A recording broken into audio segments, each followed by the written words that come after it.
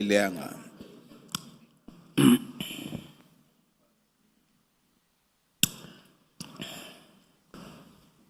O te fia tala noa ia te oile nei tae au. O le ola, na te tō whatu moana ina le vale. O le ola, na te tō whatu moana ina le vale. O le whai upu nai lima. Lo iai le whai tau nai pito lava i lalo le whai upu e lima. O i whai pe wha, pe wha. Ina ia tō whatu moana ina le uvale i le ola.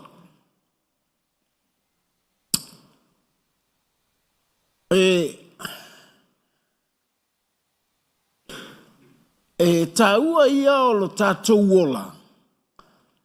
Ai tātou te ola i le ola. Na te tō whatu moana ina le vale. So, it is good for you to understand, to live a life that can swallow up what is mortal.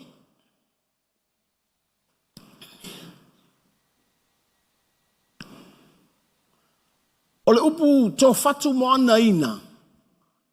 O te tango whao ngāle me vo i lea e tango e tongi se mea i le moana, po le moana sau sau. E ngoto tua e le vaia.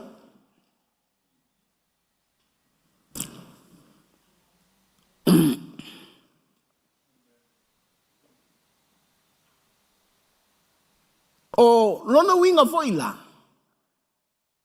O le mea leo o le uvale. O le mele o leana te wha luma ina le tangata.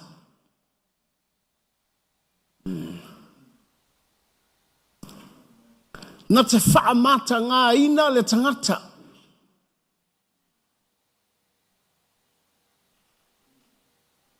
What is mortal tried to destroy human beings.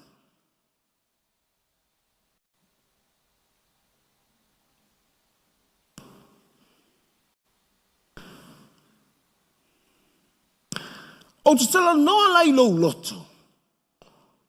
I le ola lea.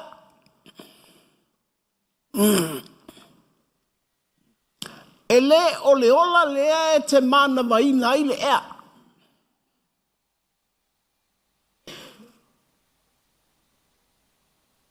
Po le ola lea e te mana manava mai ai. I'm sorry.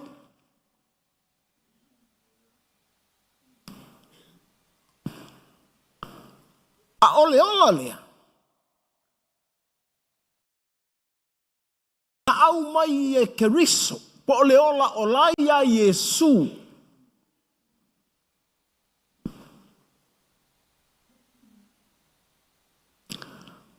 Langa ole ola lea. E o mai fatasi malmele o le malama. E leo le malama o le sulu o le la. Po o le mumu o le moli. But the life that is in Jesus comes with the light of Jesus. So o le ola lea. Ma le malama lea, e o mai fatasi. A o le ola ma le malama lea. Na te whaaleanga ina pe, na te whaangoto ina i le moana. Mea e te lei loa, na te whaamatanga ina oe.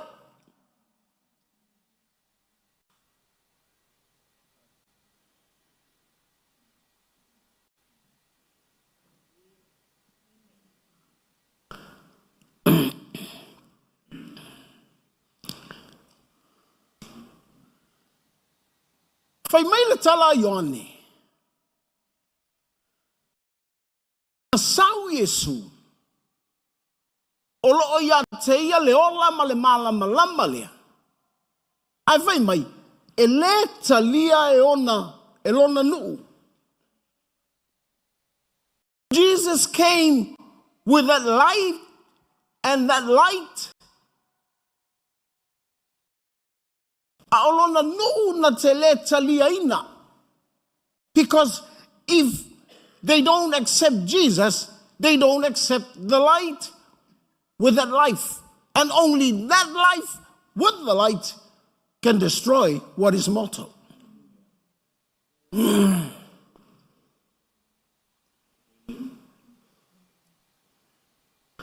Langa ua tele lava le whaseina le laulangi.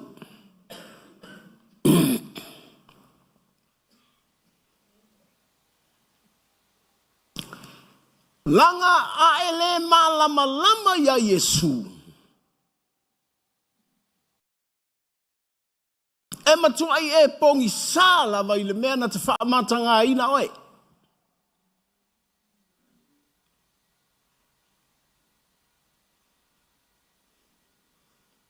Mana ia o tala na Paulo na e. Fai mai leo Paulo. O te fia ofu le na. Leanga nei te iwa o le lava la maa.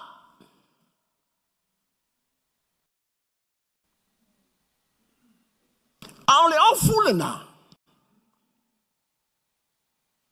O le ola e iai le malamalama o Keriso. Mela na tala no ai Paulo le momoko ni tom ta was fulma le lima.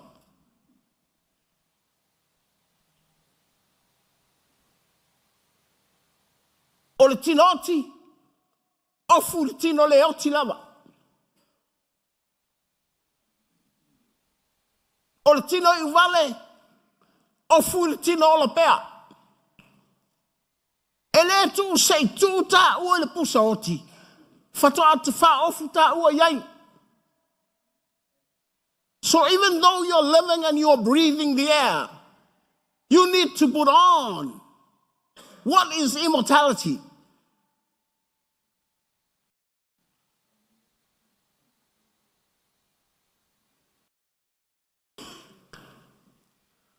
Ta ua iole.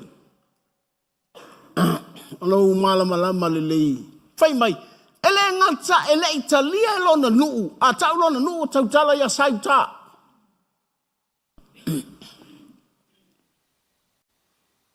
Ele Italia ina e ona tangata. O le whanau atoa Abraham o Israelu.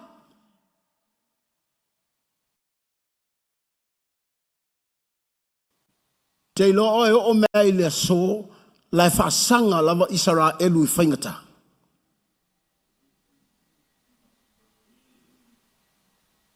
La fato a ele ia o se furu pasene Israelu wala tauta lia Yesu.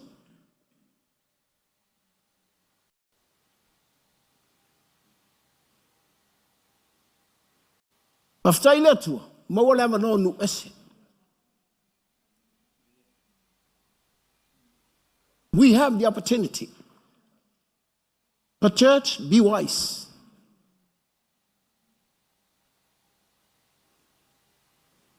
Mo mawala mano nu ese. Faifa leila mano. Aiza, langa toi fo Yesu lona nu.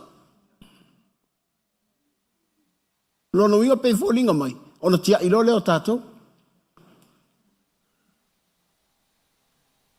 O le ava no leo tato maua. Ofu. Le tino ola pea. Pui pui oe. Mai le meta fa se.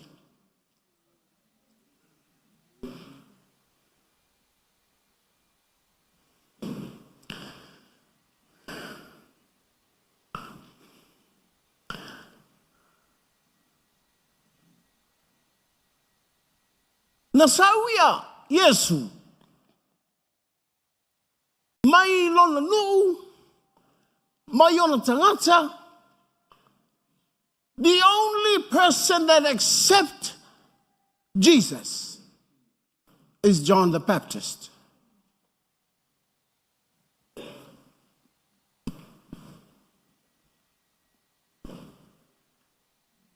Melanai failtala le Yesu.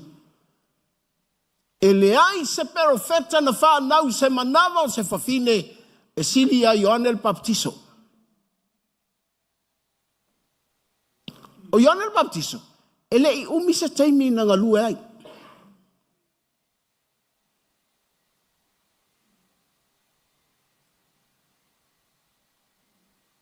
Ai e alu Ioane.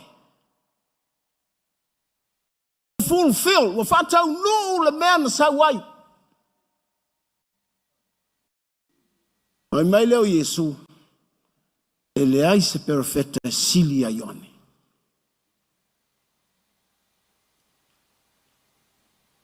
E iloa le sili o Ioane. Ile ofu rai ofu ai. Ele iloa e mata. Ele mapaina pa i ai le lima.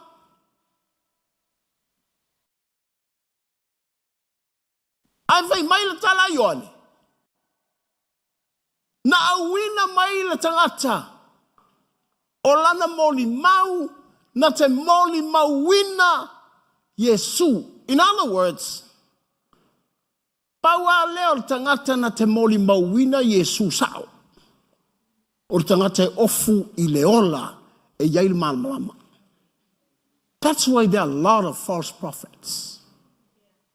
They know how to read the Bible.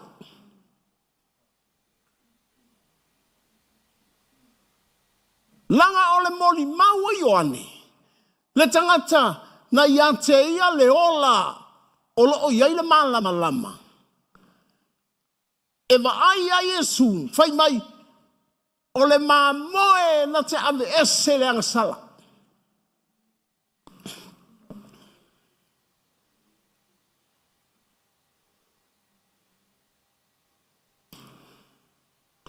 Ole moli maua Ioane. O Yesu na te ave ese le angasala.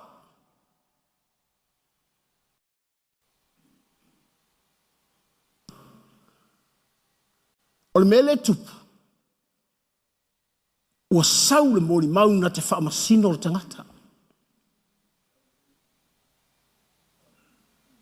Maola, be very careful. Mele na le wa tele na whaaluma luma le lotu. Wa tele mea mata ngai te tupu I le lotu. Oi sea, e whaamasino sino. Ele isau Yesu e whaamasino le tangata. He came to save. But the church, if you find lato for whaamasino.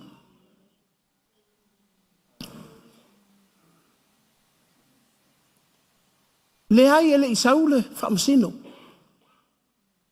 O le sau la sau Yesu, ele to sau la vea il tangata. La sau la whaamasino le tangata. Ai mai le taimi na fia mai ai Yesu o mai le taimi ni.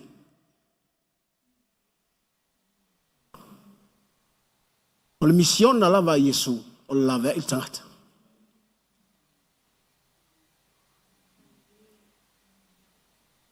E te le o fua loa le ola e iai le malama. O lo vai atua I le o se e ngofo mwhaamasingo. E vai akua I le o se e ngofo mwhaamasingo. E tuai mai lo le lotu fai iai au whaamasinonga. E te vai atu loi ula vale lana whanau. Ihalu iai lau whaamasinonga. But you're not thinking, am I going to save those people? E mafua mai. Langa e mana o mia oe mao. Le ola e iai le malama.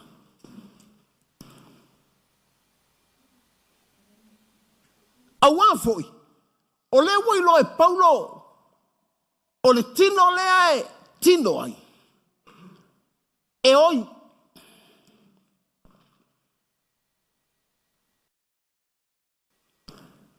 Be nofo e leisa na tala. E oi. Pe ata maia. E oi.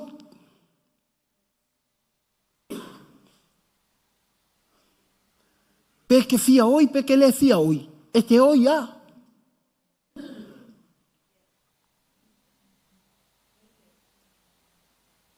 E hala na oi. Because the body that you are wearing always grown. E oi.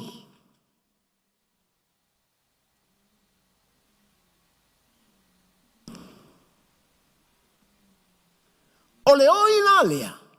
Le whaingo fia e ona mai lei tātou. I me umae. Wa tātou tele no noa. E whai fe au e whaalumaina. E whai le tofi te le i le lotu. E whai le matai te le i le ainga. Ai o le whaingo fia e ona whaalumaina. Ai sea. O le whai longa le nai tau mai ai. E le o fua le ola. E iai le malamalama.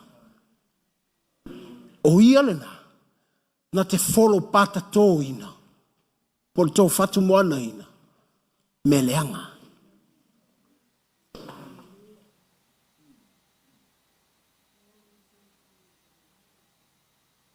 Ua pispisi ala langi.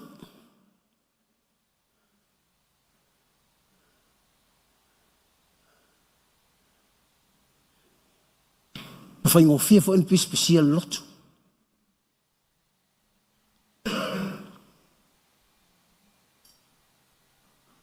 Wale I lope la vea. Pe whamsingo.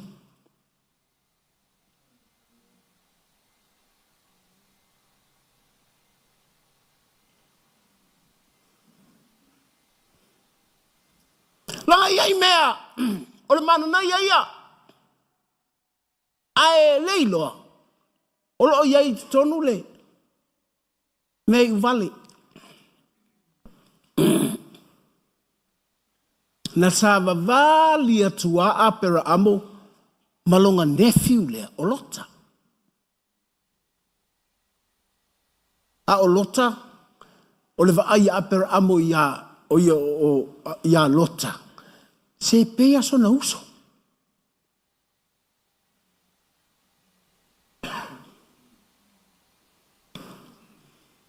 Wa amata ona.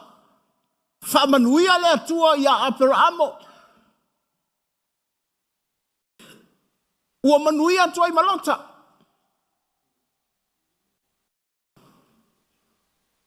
Ua whai au na apera amo. Whai au na lota. Ana sa vali atu lota. I tuo apera amo. Peia se atali o apera amo.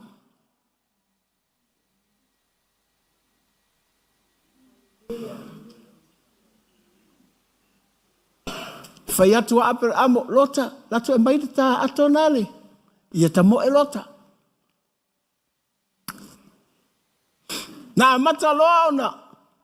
Whai la fumanu. Whai atu leo apera amo ia lota. Lota ia watu maoe mamoe na e fiama. Povi na e fiama. Ma vai male. Ma au na ia watu na e au na ia te oe. Alu atu lota ma vai atu ia apera amo ua.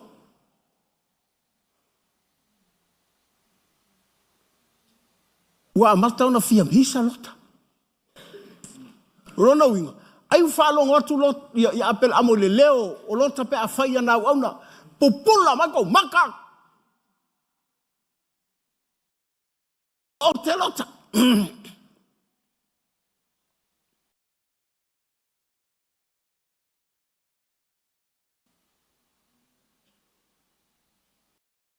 Ia wafoi lai au na lota.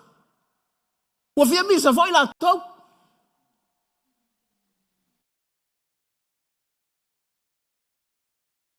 Lo bona fai ai se au na apera amo. Ila au na lota. Sisi. E whalongo.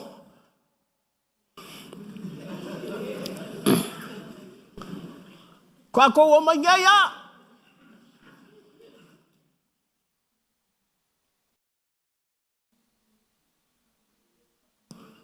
Fai mai foi la au na lota. Pe mau kia mai ngai pe a. Kusanga kou. Whalongo longo atu apela amo. Ua mata ona ese le meu sa vali ai lota. Fai atu lo apela amo ia lota lota. Au ne imisa ta ua. A ua va lea ma moe ma povi. Va lea toi ma au auna. Au te va lea tu ai. Are you okay?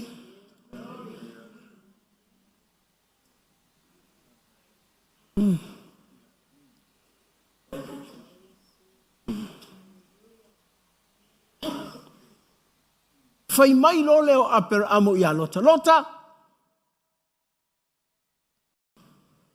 A e alu i le tau matau. O te alu i leanga vale.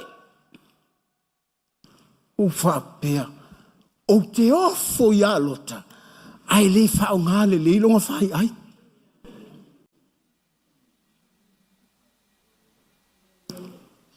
Oe kuale i loa e lota la ua maulu mai le mea ngake. Whaalu mai na ia.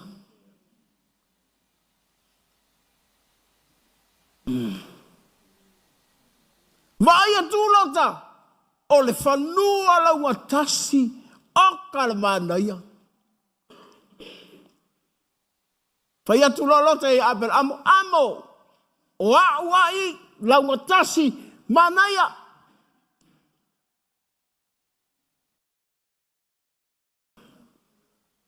Suli. Fai atu apel amo. Ia. Halu loa. Ewa mata tu spa ia. Ua whaasanga lo tai i le atua. E le i whaasanga le tau matau. E le i whaasanga i le anga vale. Hau whaasanga i le atua. Ia apela amo. O apela amo. Sawa. Ua sa fuol makua ia.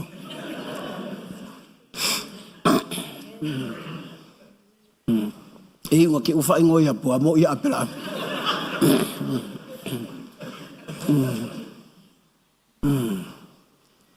O whapea. Wow.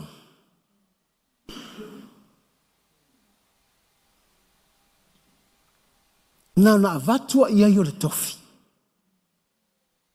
E leilo, whato asawana nei. E saulo le tu ai ngā style na o inae tau mai ai. E le ofua le ola. E iai le mala malama.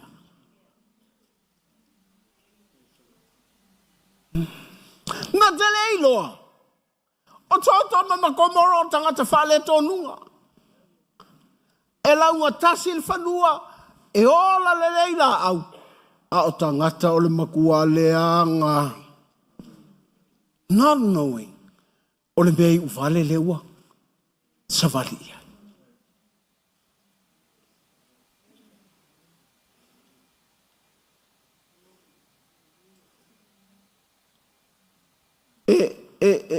Ti enda eleaka. Ia, ua kūru ko alua. Ua pei ole whangu māsimari.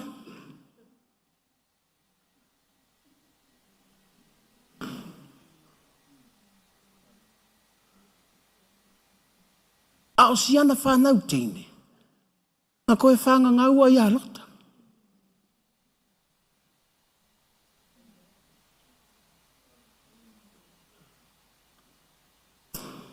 Ai ana ofu lota i le ola e iai le malama. E whai atu la apela amo. E ale launga tasi. Whapea lota. Sili atu ai a te aula util tira mua i le atua.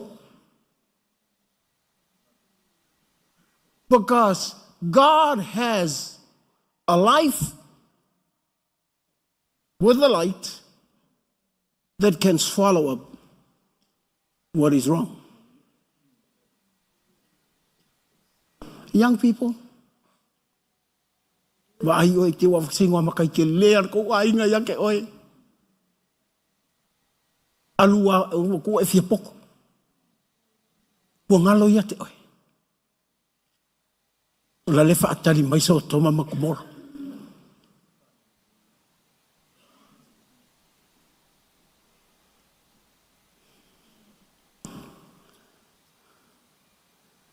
Ona me fingata.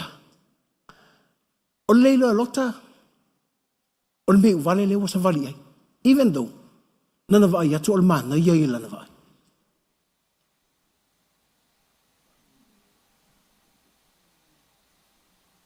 That's why I didn't pray to be a pastor. I didn't pray for that. I didn't pray to have a big church, a ministry. Na matalona I ainga pe to lusunga Mikaele la matai watu mangai walava kako. Walava I fraka vale kau ke pingi ai kako. O te leilo. E mawhai o na whaasa valia ua lea tu. Al whalawelawe. O te leilo po whele me whaaluma inga ia. A whele me whaamangui ia.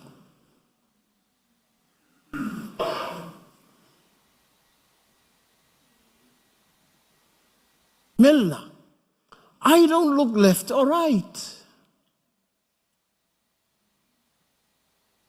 I don't want to copy any church.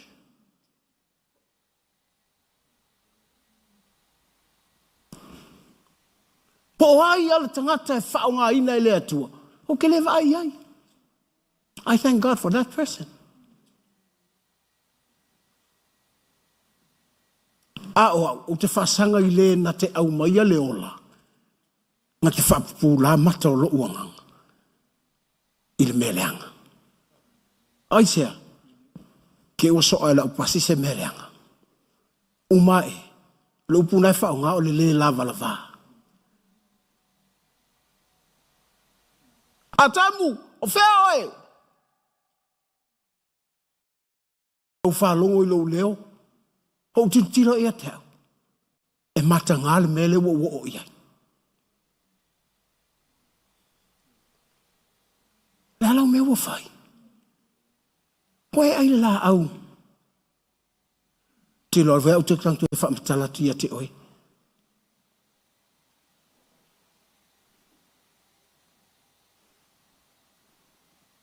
Ai ana whaato e se loi kai miringa. Pe fai lea tua. Wha mole wa uanga sala. Po ai ale la au. E tele I mana au tango e ai. Ti rope wha pero lea tu ia wari rei. Ho fai lai loe lea tua. O le tangata e vai. Ale mea leo fai aku e lafi. Ko si o so. Ma fai mai o le fafinge. Al fai ngala al tala whamai, o le whawhinge, o oenga e au mai al whawhinge. E le o au e leanga, e le whawhinge leanga, a oenga e au mai al whawhinge, are you alright? Whakuloa lea tua, whafo malma whala.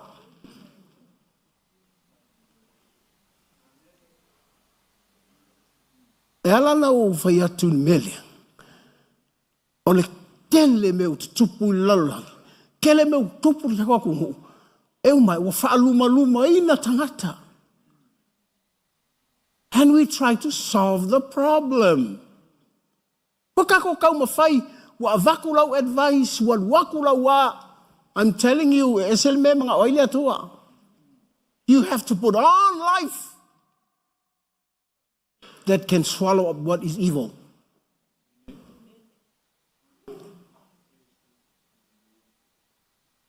O le ola na, le whaamatala e Paulo, e oi il tilo, menga le alenga mui, aisea, e oi. E ke le oi lo, e le mui foi. Al whalawelawe, e oi ale mea.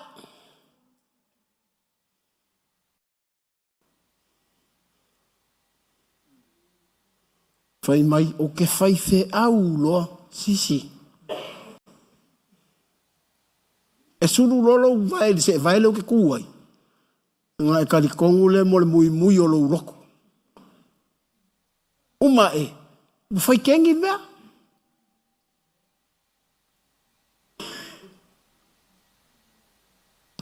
Vai atu wa lo fal fai au a inga le va koi kupe mea ai mea nga. Au tama fo ia nga e pe whaale fia loku. Makua I o ingo ai ai.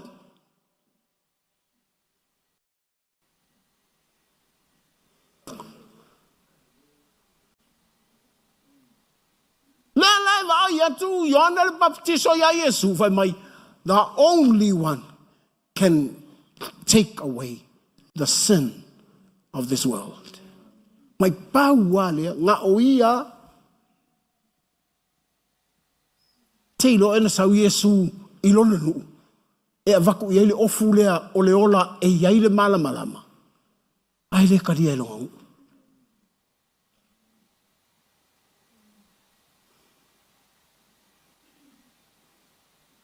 Fai mai lo Ioane, e te mola o kale Ioane mta bua mua.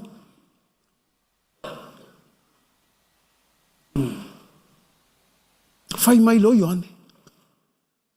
O ila tau na talia.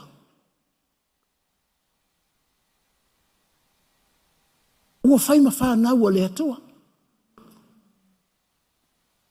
Pe iuteia, pe isala elu, pe ngu ese, pe le kaulia lako wainga. Ala tau talia Iesu. Ala tau whaatua tua ia Iesu. Ua ave ia Iesu le ofu lea. O le ola e iai le malama.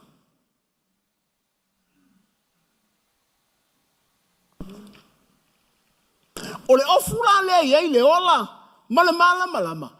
E ufufina le tino oi.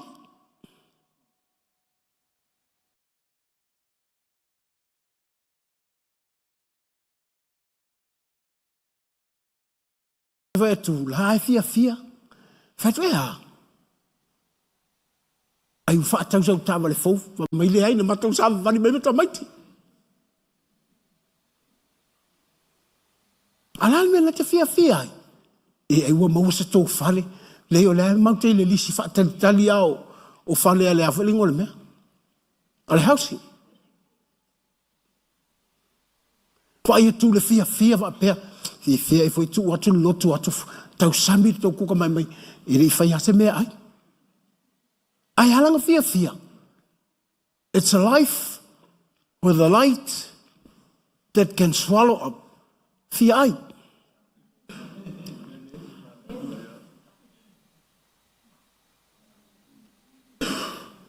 E leia te oe loa, le ola lea iailo na malama. O lai te alala ilo no foa, ma tilo le la e o tangata le ma nai atu ilo ofu. A makalonga po fesa uai. La wa e wako e kei loa. Pai mai o le ainga maki valai sa mo se vai ngale o fia ofu. Fia kama mama fai nga. Hai sia, wa makanga mui le loto.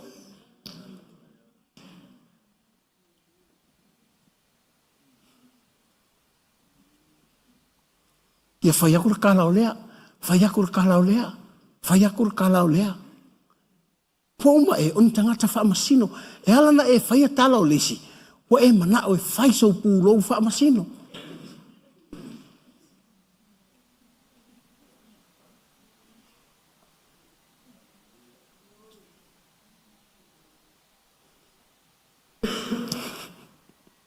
Ai va ai tu nei.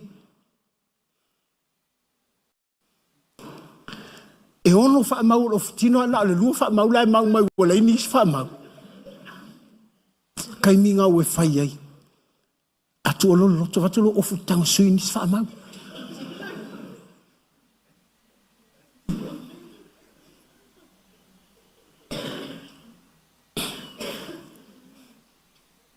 Wa ele wha masi no tangata leo wha le ton.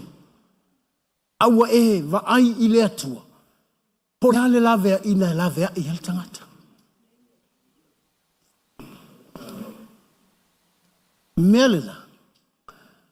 E mata utia i ale mori maua. A Ioane el baptiso. Ai vai le whainga i Iesu o saunoanga lea. Whamai ele aise, pero feta na wha nau se manawa o se whawhine.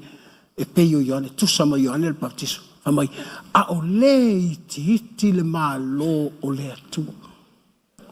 Lona winga, o tangata ia sa uni e oile langi. Po o tangata e oile malo le atua. O lo o latou o fua le hola. E malmalama. La vetu lea, e le whaamanu po ia i o whangalau soifu. E saule mea kinga, wa e whaakarikari aku iai.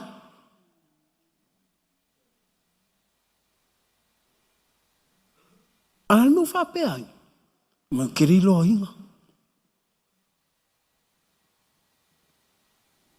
Pia kei. Me wala te vai tu me te tupu laulangi. Pengi mea kei kei.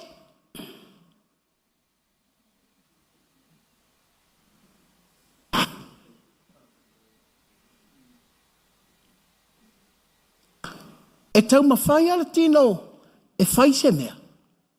E whake iai oi.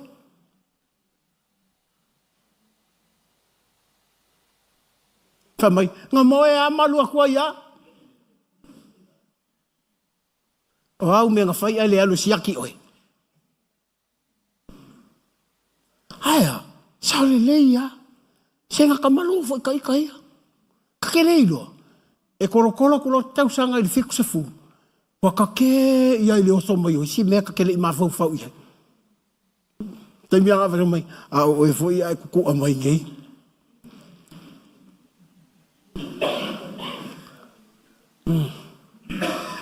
Not knowing the body that we are wearing always grown.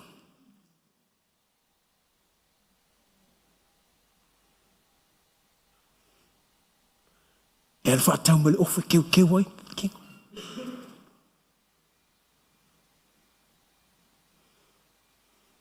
Sa wa lea lala ni me tumo i tangata maata ata. Nal fio ale whale mai ki ngālo.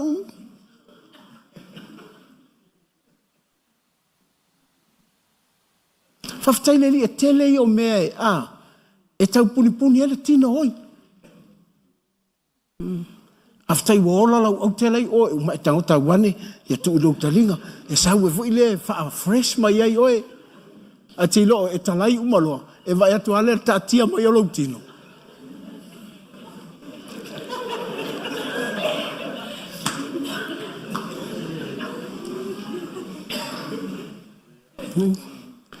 Ka le fia whai kingo ai ngai kingo.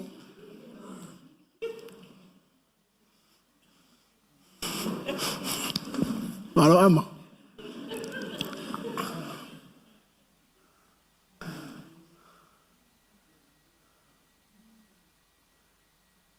Foi se tele, wa foi tele si la fia te mi la ola iti la ufana. Ma e tangotu si mai e tele ilo. O le mo kua sifi o ngā oila i kikida.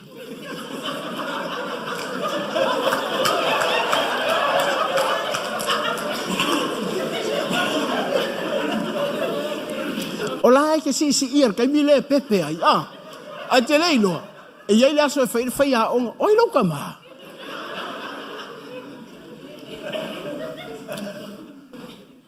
o le kuri fa kolu ai nga male a on al te mi le na si e o la titi la fa pe o te manga oi lo ua kali ile ia fai malo ia uma e wolo ia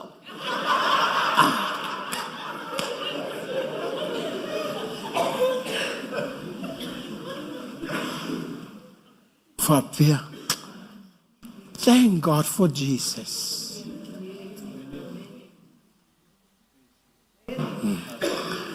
Olingo tu sa petele sa ulvala au le la fai atu.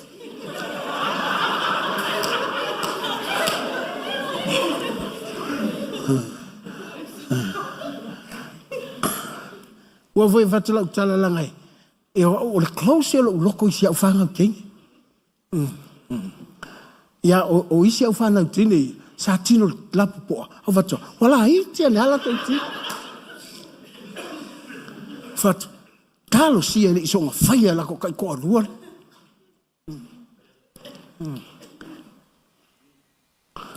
Awa a alu le to rua toina sau te watu, wa pa e ane alfa whi. O whenga ai. Ai seha, lai ono tino. Ia tau whatu to rua. Ai tele o tatou mea ai. Mai, ele ai se mea ai. E whatu saina oe pe alu.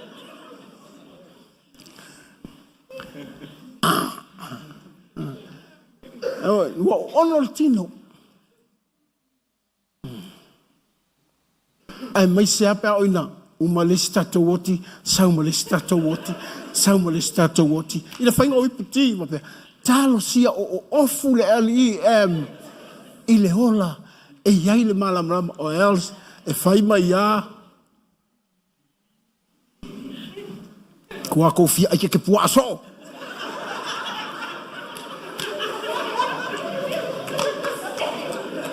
Awa ai lone le whaite ke pua. Ko ka maa e fia ke pua. Oh.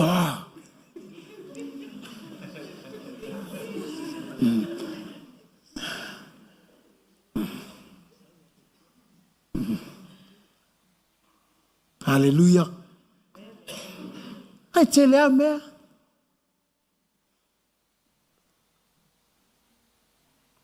Na whai neire lota suafa matai. Ma lota manatu e. Maua mai ei sata i e tonga ma sata. Ai uma e. Na o mea alu. Na o mea.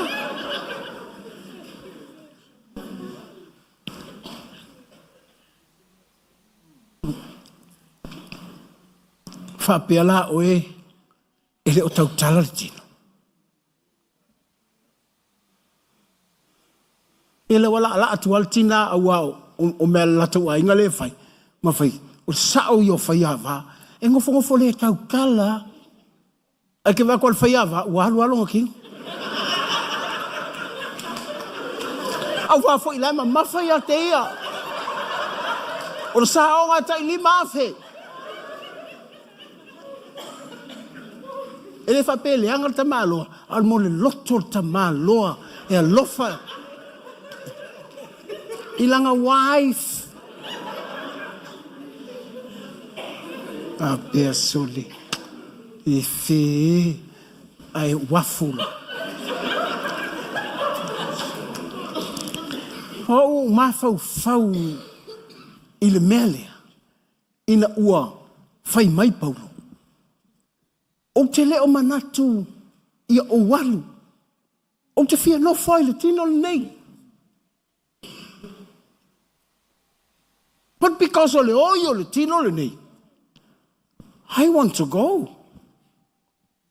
E sili ai lo walu.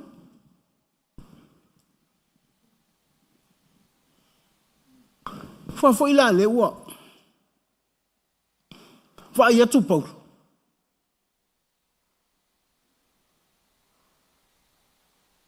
A tuaina alu. E unana le mauale. Hola e whaavavau.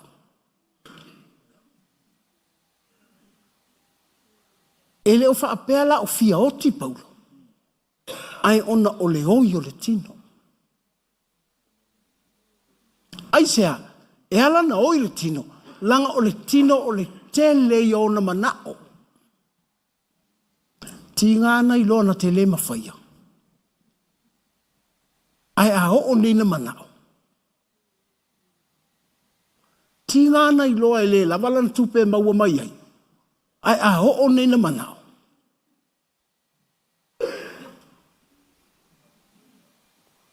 Te au atua na uia. Hala. Se. Ele i loa si la tu ai. O le wano fatu anga whaatau o masal au le whanua lai sa moa. Umae. Ua e vai aku le vevesi ua vevesi ai.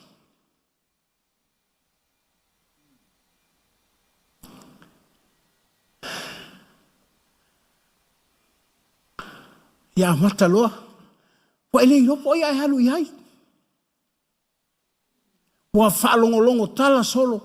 Ua fia mauale. Fautuanga. Peke alu ai le whaife au. It will never answer your question.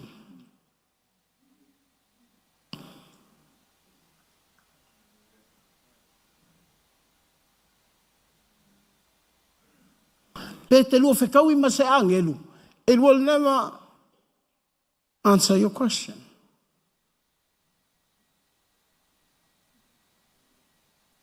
Lope te wheku le angelu e whamai.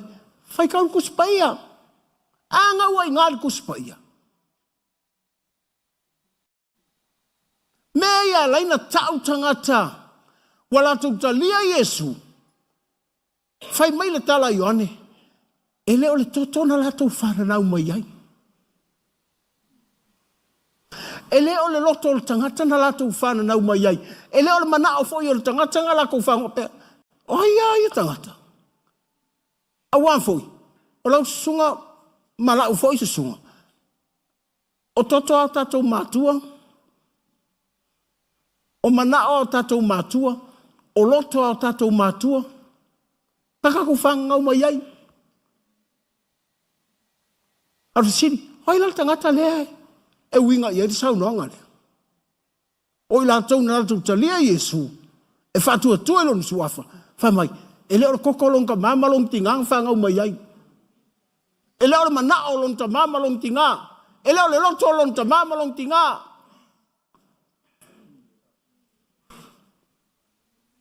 So go and check yourself. Melan na toto maua lunga loa e la toa whamari fo mai. Te loa to wa inga le sa ule la inga le a.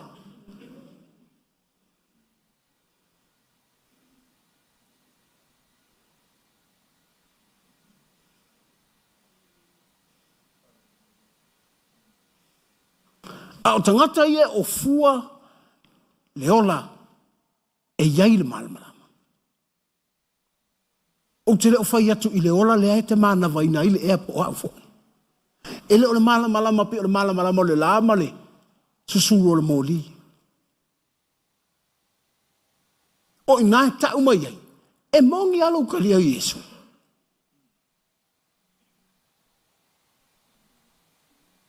Pea no whai atu. My whole life is church. Ma o whang hau le loko. O loko ka maanga whai le loko. Na o wola mai le loko. Ao le aso la uva ai le vāwenga na whai ai lo nis. Whaola mai le oti. O sa lo whai le atua. Whapea o ke loko o ke iloa oe. Whapea o la tali o le whai whea o ke iloa oe. I thought I was born in a Christian family. I thought, I know you. Now, please, can you help me to know you?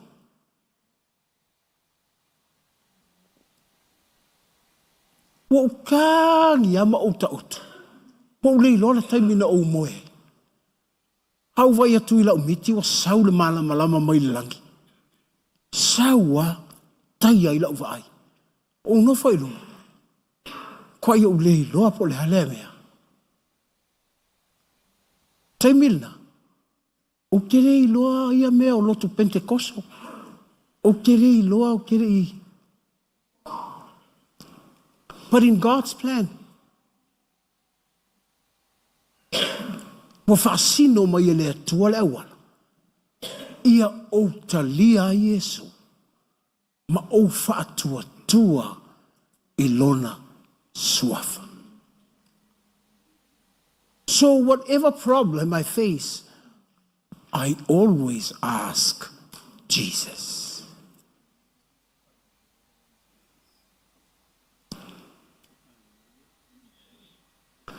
Langai le mana yale me lea se ilonga wa fa ilonga kulo wa e ngasi.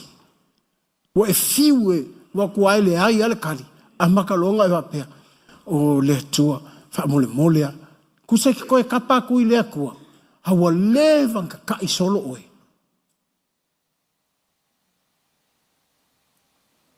Melea. Once you sau noa loa confess with your mouth that Jesus is Lord. Believe in your heart that Jesus died for you to save you. O le kaimi alanga e a makailoanga e ofule e yai le ola. E yai le malamlama. Langa laila a lu I mai oe. I meor kingo.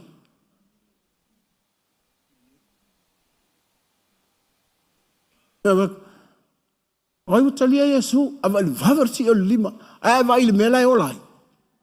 Te li lope mo i pea. E ala nau fai atu. Ua wha manu po ia i o whanga, pe ua wha ke ia ka kou le kele o mea si.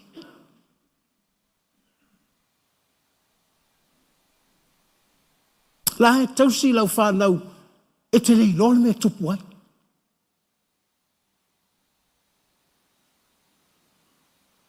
Lea la rua wha ai poipo. Kisi aku lesi lesi. Anga ngai vai aku au amaka kourong, ngifo kourong o lauru. Po sui o wholinga. Whalung kuror kalamai. Anga le ai ka maiki, waka keka. Ke rua le ngongofo ka maiki. Nga lua fia ngongofa o lua te fia kisi o i leisi.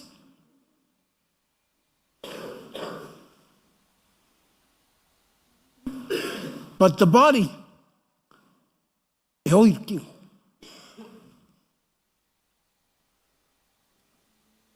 O si au to alua po si au mana mea na e manatu.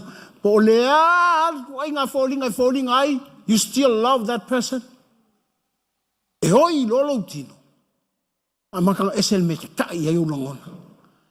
Pei a siri aku kenga ma ua mua. E te toa latu e sue, e whai mai, o longa maaleanga o kia ngafi.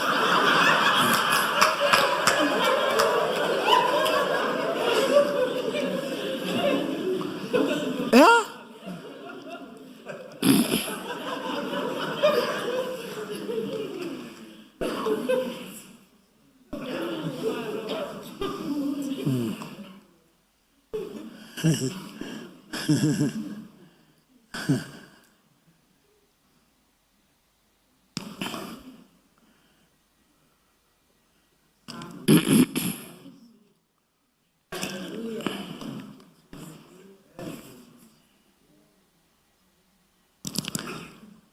A wafo i wa matou feoi le nei ola, mo le nei fale.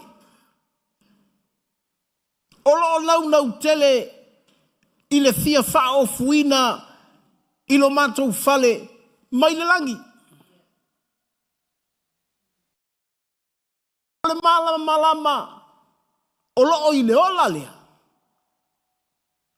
O le fale le na o le langi, wa au mai. I le lalangi.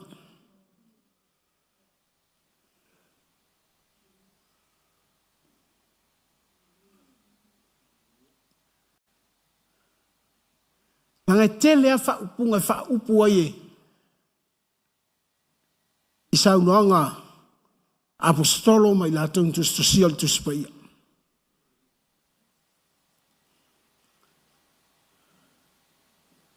Na whai mai ole ola. Ana whamatala i ane o le ola lea e iai le malama. Whai mai. Awa aima i iai le pongisa. E whewhel pongisa. E le ma whai e le pongisa o ngā kalia. O ngā kali. Le malama lea.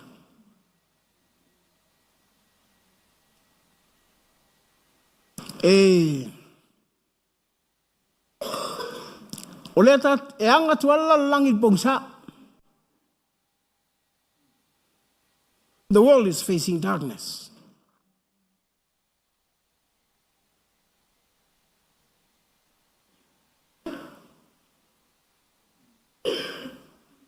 E whasanga ai me pongsa.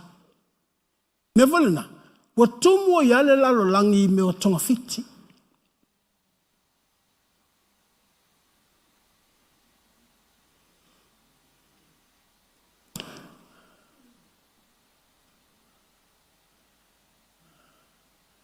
E halu watu lo e le ma whaina no fo mang. Whailo ilonga kaseni. Ka kusi ka ingo len ka whai poipo. Ka nga umaka ke ape a mauale.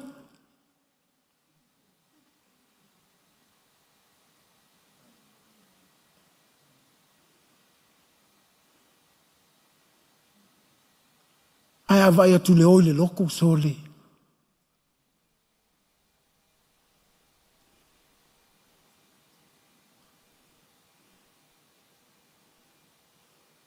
Ai le lopo whawhenga. Ngā au maile me voi le alu e au maile benefiki male. Christians, are you all right with those things? Ta kulole ka ule ofisa. Pele so ko lo waru ka malo. Ar tonga fiti le me. Ia maua mai aile, so. Lang foi leu fiai. Leu oi. Pole I longa solo le me.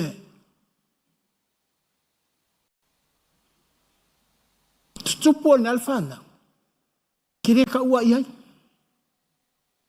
E te leilo. O lota leu whaasanga I aso toma. Makomoro.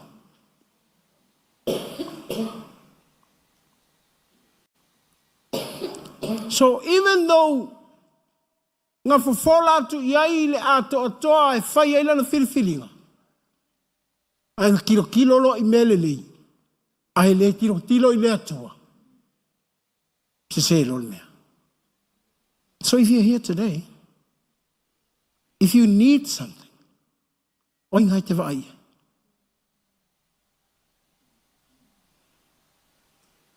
O e vai se whangua lau ngā kasi ma le māngaia ma lea. Me ngai le kali lo inga New Zealand Australia. E le kali lo Australia perkangia. E le maua lo perkangia. I alu lo whiriskia.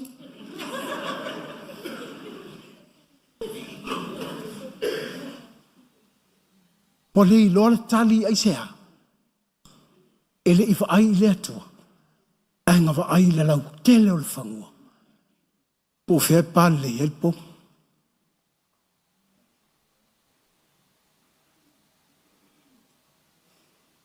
Ano le anofo mai o. Anga kou o mai ngei. Anga kou o mai ngei. Monga fo o kou I ngā.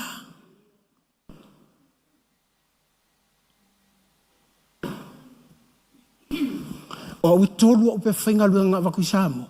O kere sawa. Ai vai le ika o lo kua whainga. Whai mai. E ke kou mai lo whasia mai. E le ilo si o kua whainga. O hau le waka lia Yesu. Po le ale a vatu tala I tele me maua I ngei maa. No way, Jose.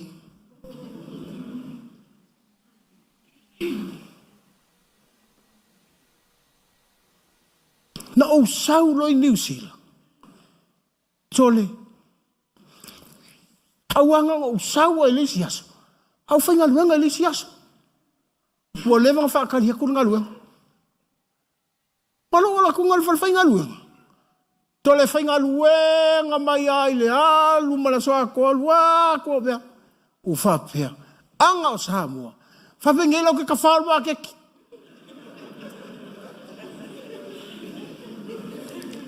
Awa foi lau te whainga luenga le PC te mina. Lani. Whetari ei. O tale whakau mai le.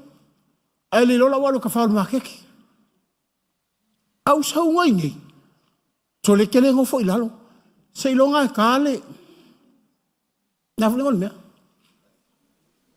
O ianga. Se ilonga e kare sa moto.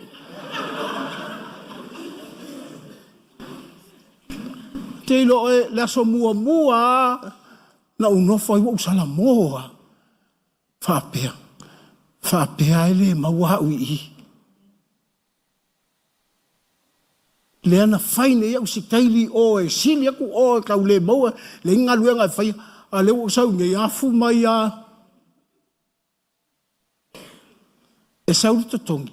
Mukua I o kale lava.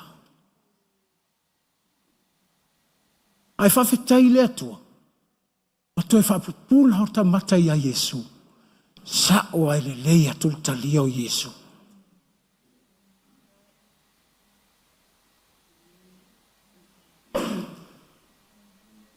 Wa ulewa ai ima ua o ulela ngona I ti ngā o ngā ruenga ma me whapena. But something good ua kupu te tonu o lo uola. Te lo, whailo lau, te ia le whailo lau miti. Ua ave au le langi. Mau te tiro ku. O leo te alu e whaile loto. Aringi o ke rei ta talo au te whaia se lo.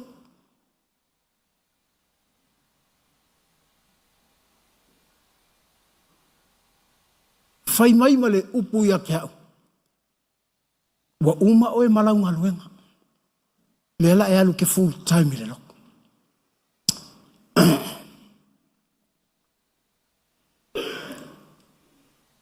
O le mena u whai ngaluenga.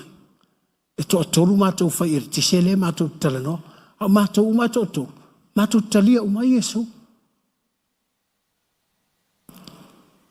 Nea lau u wha matala i le awali ia. Le mea na whaali mai e le atua i atea.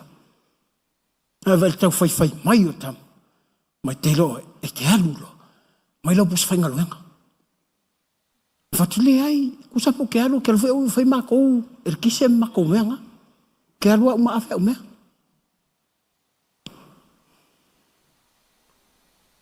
O te i au te leilo. O leisi aso. A tu mai le pule. Ana tu mai le pule mwhai mai. Koki, can you see me in the office? Maka okay. O waru lo. Au le taimi leo lai pisi al ngalue. O maka ue wai inga meo transformer ke kele ia ma meo power vanga le men. Ka. Na wal watu wa o vai tu la sa fai me le pule lo no fo. Fa mai can you sit down? O ngofo le ilalo. Ngofo ilalo kango mar kama lo ke kusi. Fa mai. This is your redundancy money. O fa we. Le me sa kala. A te loi. O tau tala mai ale atu. Wa fa wai loi le atu wala le tala le wai lo uloto. Wa makanga faila o kala le atu a ele kulia o ke le anu ese mangalu.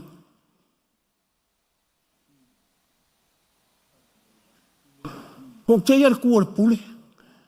Ai sa fai mai akau. O lo kongi muli le.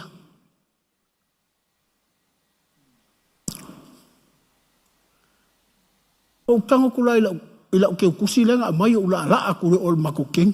Wai mingal makokeng wa kapenga o me fai ngalu. Veli.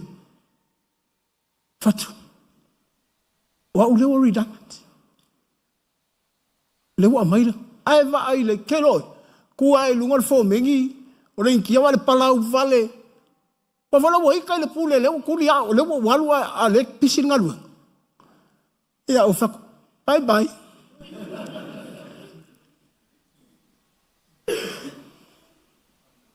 O sa o wasa kongor ka vale walu. A mai la o kala. Kere lo poira ko ngia lo fale le.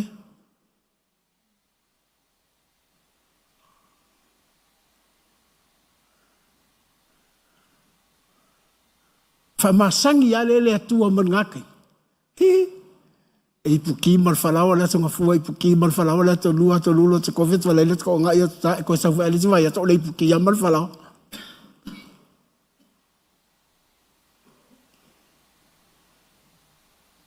Ki kanker fonga vili melo kinga.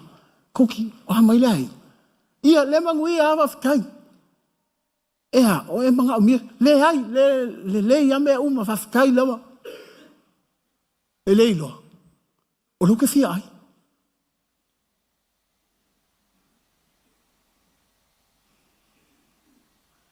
But I learned something new.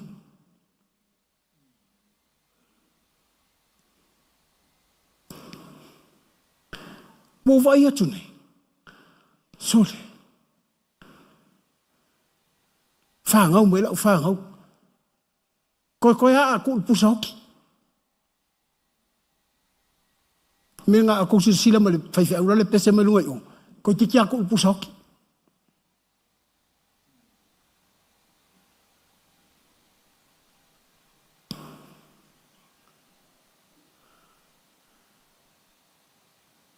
The hard life that I walked, I learned something new.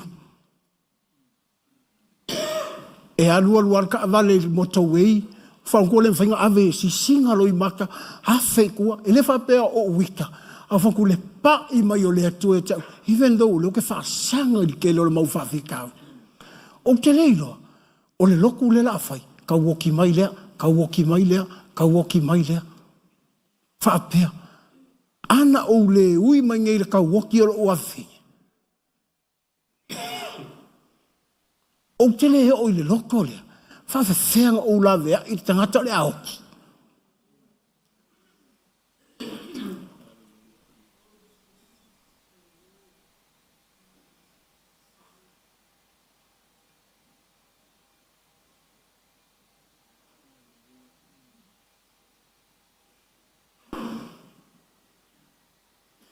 Whantua te akono na, ai ko inga wale vau. Wala au mai a maua, le ainga o mai, a mole mole su mai. O le umatu wha maa vai.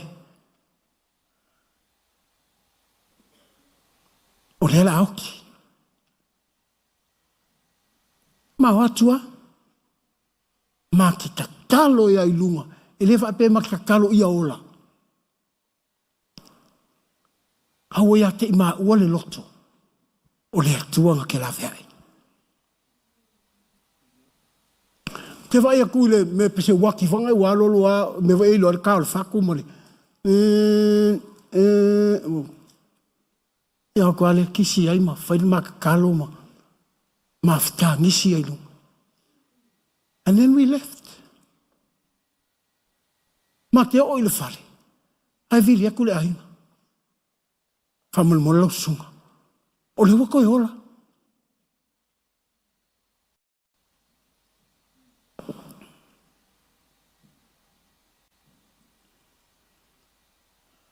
Melena, po le ale le mai ki ngā inga malea. Te whai mai la auti. O te lewa ai la auti. O te wa ai ia Yesu la veai. E pule Yesu. A ia sila sila mai lea tua le loko. Mena leina na ese ia le tūlanga o Iohane le Baptiso. Langa o langa mōli mau. O le mōli mau la veai.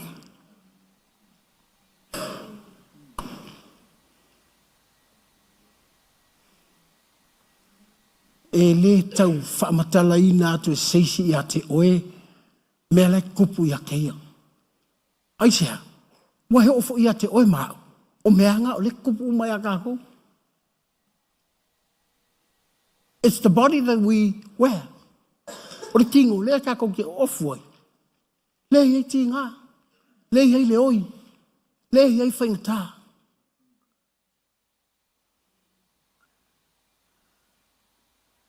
Ai anana e ave oi le langi. Ave tā ue le langi. Pe a whai.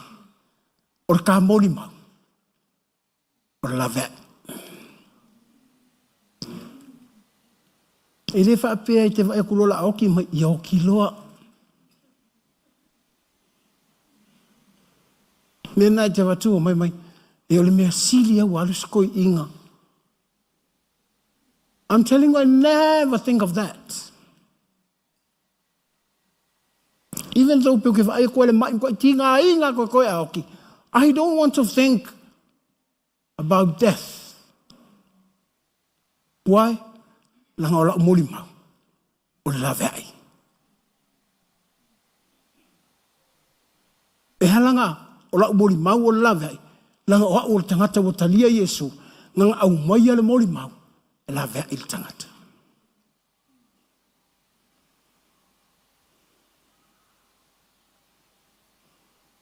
Lopo fia ta oto atu. I lo tau au. Si au tama. Lopo fia ta tala atu.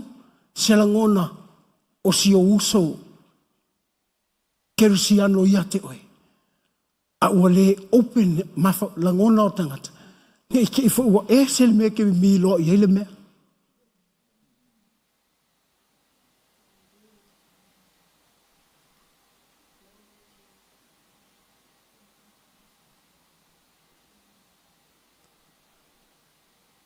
Mea lea, pe ta o te whaafita uli o seisi a te oi. So, young people, even though your parents never say anything bad in the family, I want you to pray for your parents to save them. Why? Because they are leading the family. Because if you are single today, one day you'll get married and you'll have children. And now, o le melenga o ongo ya si o ki ha. Talo fai si o ka ma whaasanga i mea. Ai o kere i loa. Dress yourself with the life that has light, that can swallow up what is wrong, what is mortal, what is evil.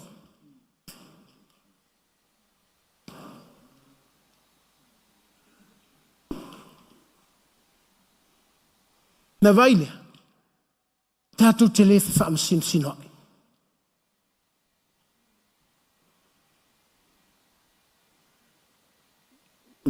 People are no longer, they don't trust the church anymore. Bole karikonga ka ngaka loko. Foi leo, suru mai ta ngaka fia. Hola, ai o mainga. So le engo ngofoku le loko mpulo whaamasingo vo ianga le. Wā, malo a ea.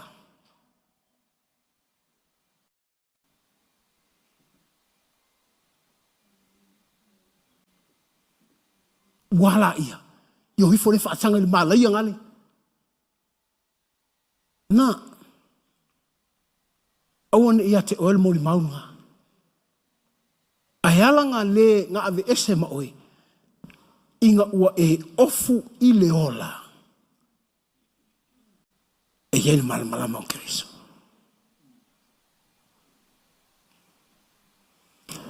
E te ofu roi le ola lenga. E i loa lore mori maunga sau o Yesu. E la vei ka ua. A makalonga e whaapea. Now, po uwa ai atu le lalo langiringi. Ua o fia lua. O ke fia ngofo i lunga i le mela i le atua. Lenga au maia le ola. E iei le malamalama.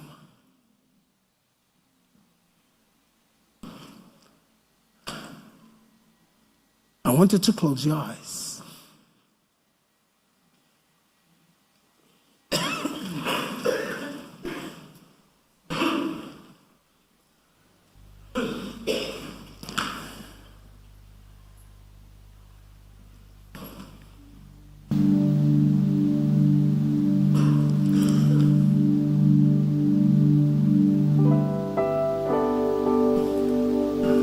O ia fai o sau nia i mātou mo le nei lama mea. O le atua ia. O ia fai o foa i mai le whaamaoni. O le anganga i ate i mātou. O le nei. Ua mātou loto te tele ai le au noa. Ona ua mātou i loa. A o mātou no nofo i le tino. Ua mātou nofo ese i mātou mai lele.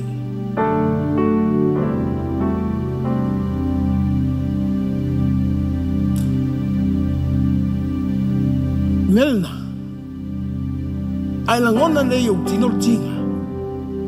E oso mai ale tingo vai mai. Au fe Yesu. Au fe Yesu anga e kalia.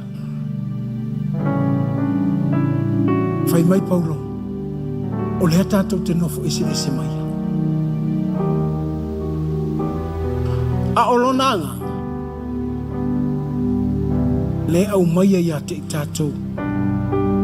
Inga ia kākou, o ofu i le ola lea.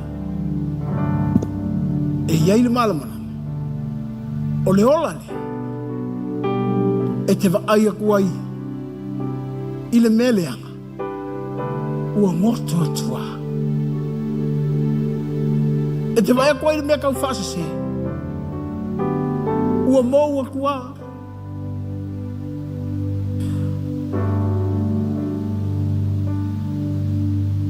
E te vai aku i le mea i uvale. O pei o se mea e pa u le moana sau. O li lo atu ia te vai.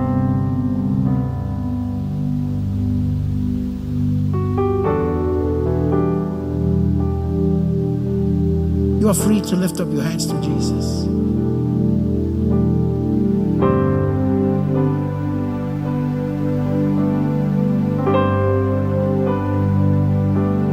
Hafa isi taimi maftia lo loto. E loto le maftia ngale na fa yate. Afa Yesu na etalia.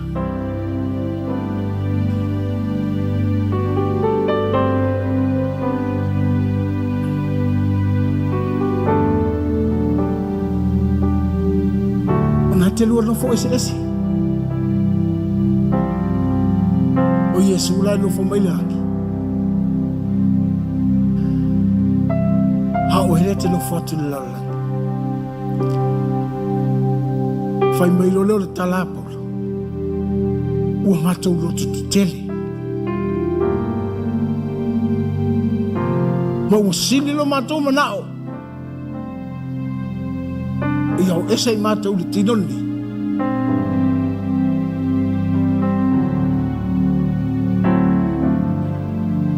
Ai anu nofo I matou. Maleri. In other words, it's enough for you to a olo loto le no fo mai lo wali I o autafa. Even though o le te lua no fo ese maleri.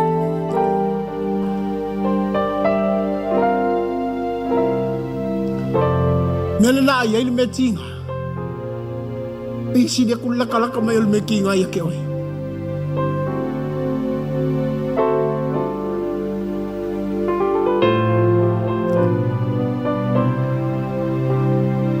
I learned this. How we na ilo lot. Mai kai minga ilo savalinga lo savaria.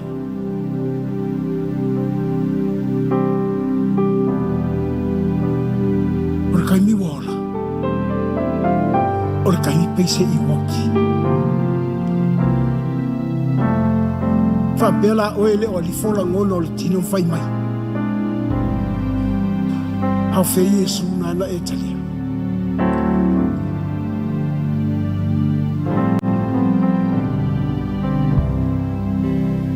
That's what I love.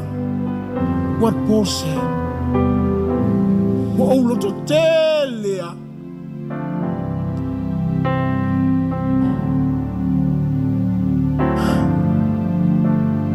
I love what Paul said. I have the confidence. And I prefer to be at home with Jesus.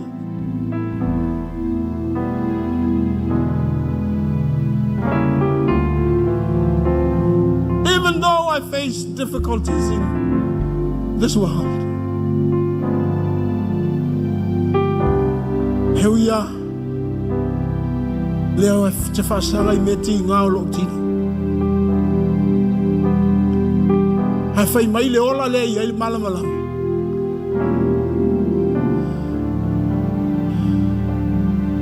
Na se lota. I lona wa ai I mea. Pei ni mea mana na I o lala. Ai na te le iloa. Le whawhanonga lai sana. Fa pena voi pe ai ni me tinga ai. Te whasanga I ai. Whatever situation you go through, don't look at the problem. Because the filling of the flesh will make that problem bigger and bigger and bigger.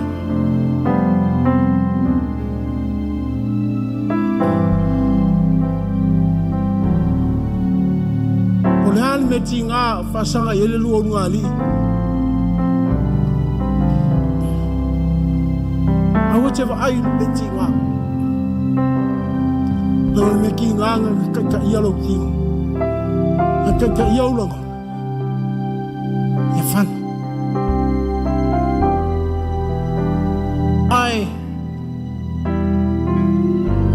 The life that Christ has provided for us, it's available. O le ola lea mai a Keriso, ua wanoa mo oe. Aftai le whakausi whaloloa. Afkai le wakua se whaife au.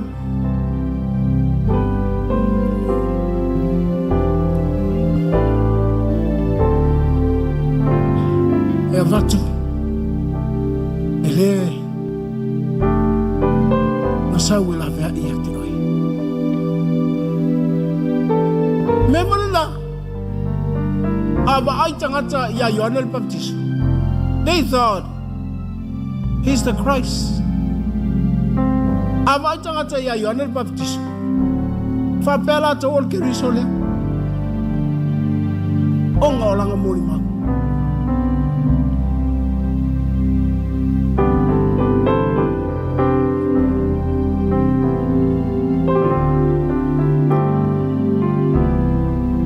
Te lolo mamalu o Keriso. O le mamalu o Keriso lai le tangata. Ngā te ola inga le ola. E iei malamala. O langa moli maufu. E lewa ai le leanga o le tangata. Ai wa ai i le lawe ina o le tangata. Let's all stand. Te le whai atu te saulu mai i. Ai te wha maulala oi le atua. O si ilo lima i le atua. Mai whai atu i le atua. O hauna nei mo oi. Whawhitai le ona. E iai le malamana. Ina nei whase ina. Ele ngata i ti ngā lo ti. Au mea tau whasi. Sing a song.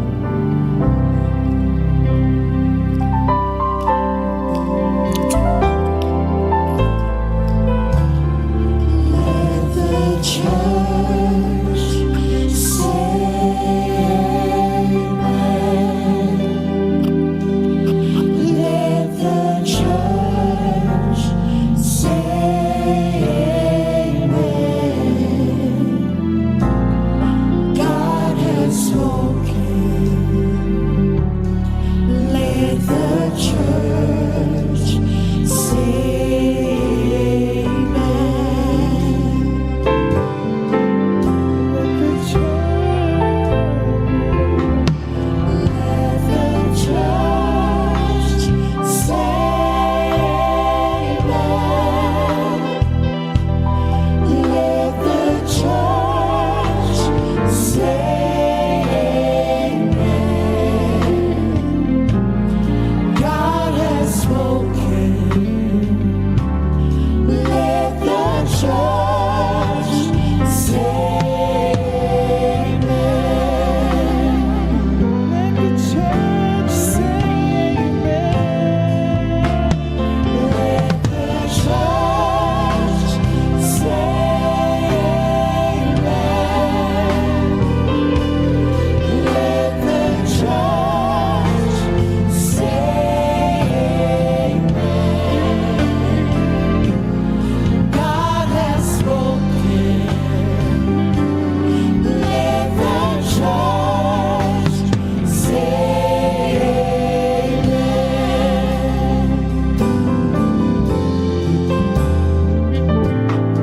Make this your response. Amen.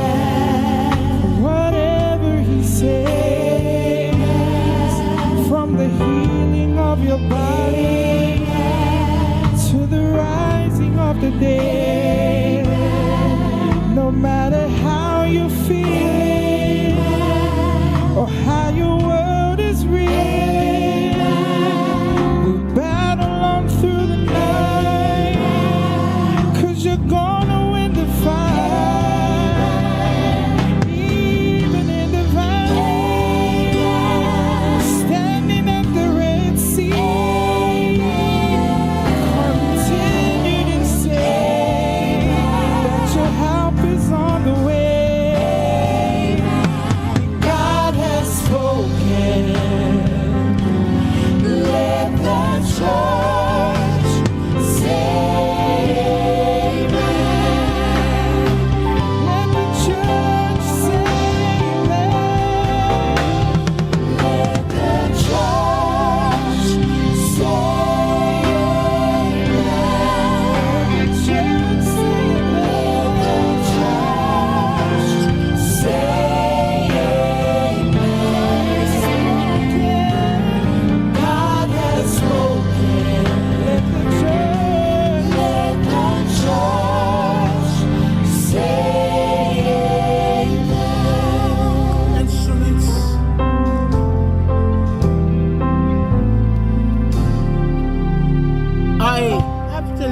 ane lo tua oi.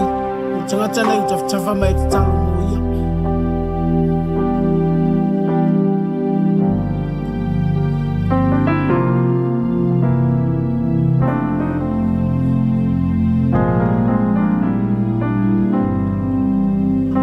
O e te talo mo le wa e te talo ia i te taimile nei. Be a witness. Ia whai o oi o se mori mau e la vea i le tangata.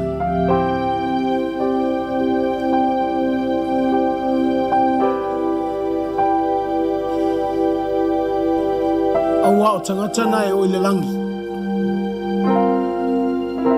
Oe leo lo e te talo mo le tangata e la vea i le tangata. E sili atu oe ia Ioane le Baptiso.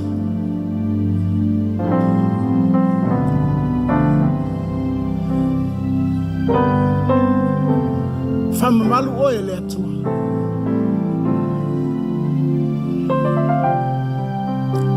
Nanga te le whamasino le tangata.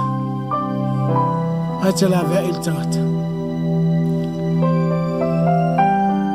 Whai mai o tau o ulangona i alom whanau.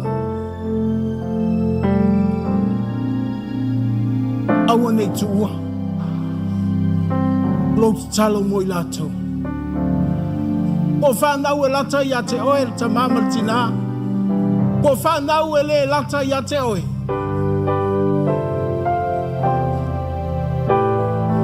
Ia tusa i ai lau te talo i te miu.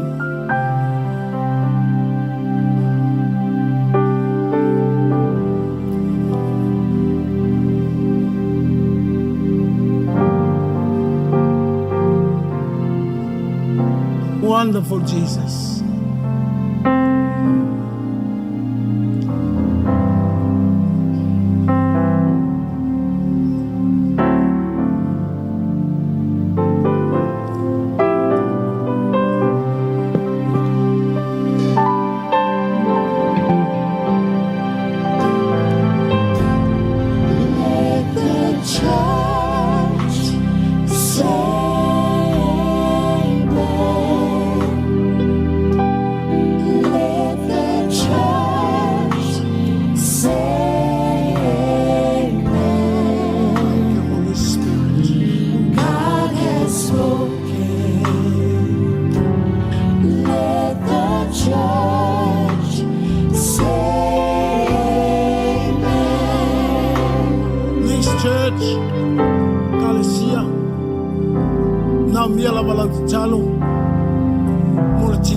Lepa o lo il 𝚘𝚙𝚢𝚅.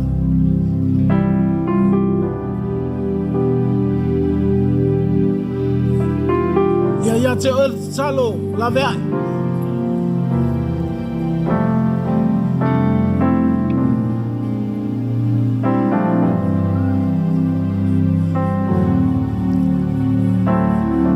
Te talo mo palepa. Pafta Yesu.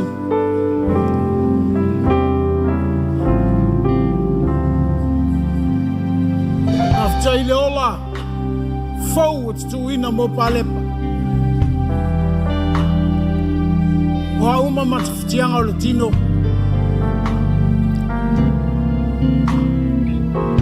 Tunga te palepa i o a.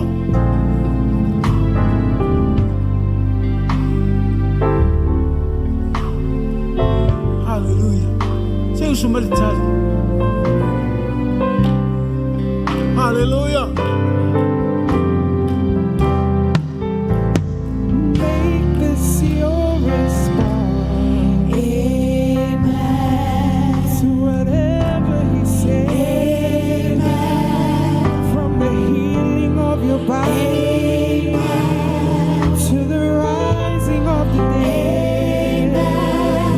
No matter how you feel,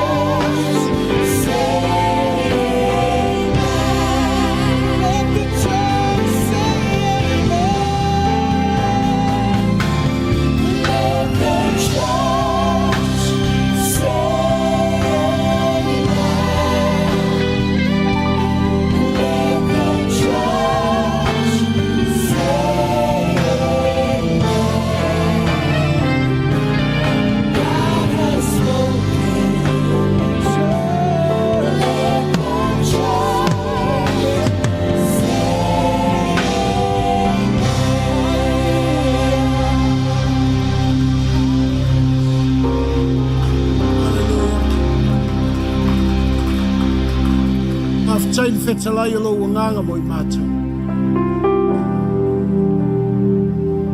Father, we thank you for the revelation of your word. Speak to your church the revelation of your word. Tui nata lau kalesia o maumanu. I lato o mau mātou mafuta nei tae o fei tu o le lalolangi o lo mai moa mai ai ma mātou lo rotu fatas. Father, bless them with such a blessings to be in your presence, to know more about you. Ia manuia I lato, whalongo I lau upu, manuia I lau upu, ia ola I lau. Tātou malau whio e manuia. Lo mātou talo e ala ia Iesu Kirisu. Lo mātou li I lo mātou whaola. Tātou ala lau whātasi amene. Manuia lo tua oi. Nei a lalo mai le I lalo. Ia, tui nātou whaila tusi whātai. Okay, malo. Thank you.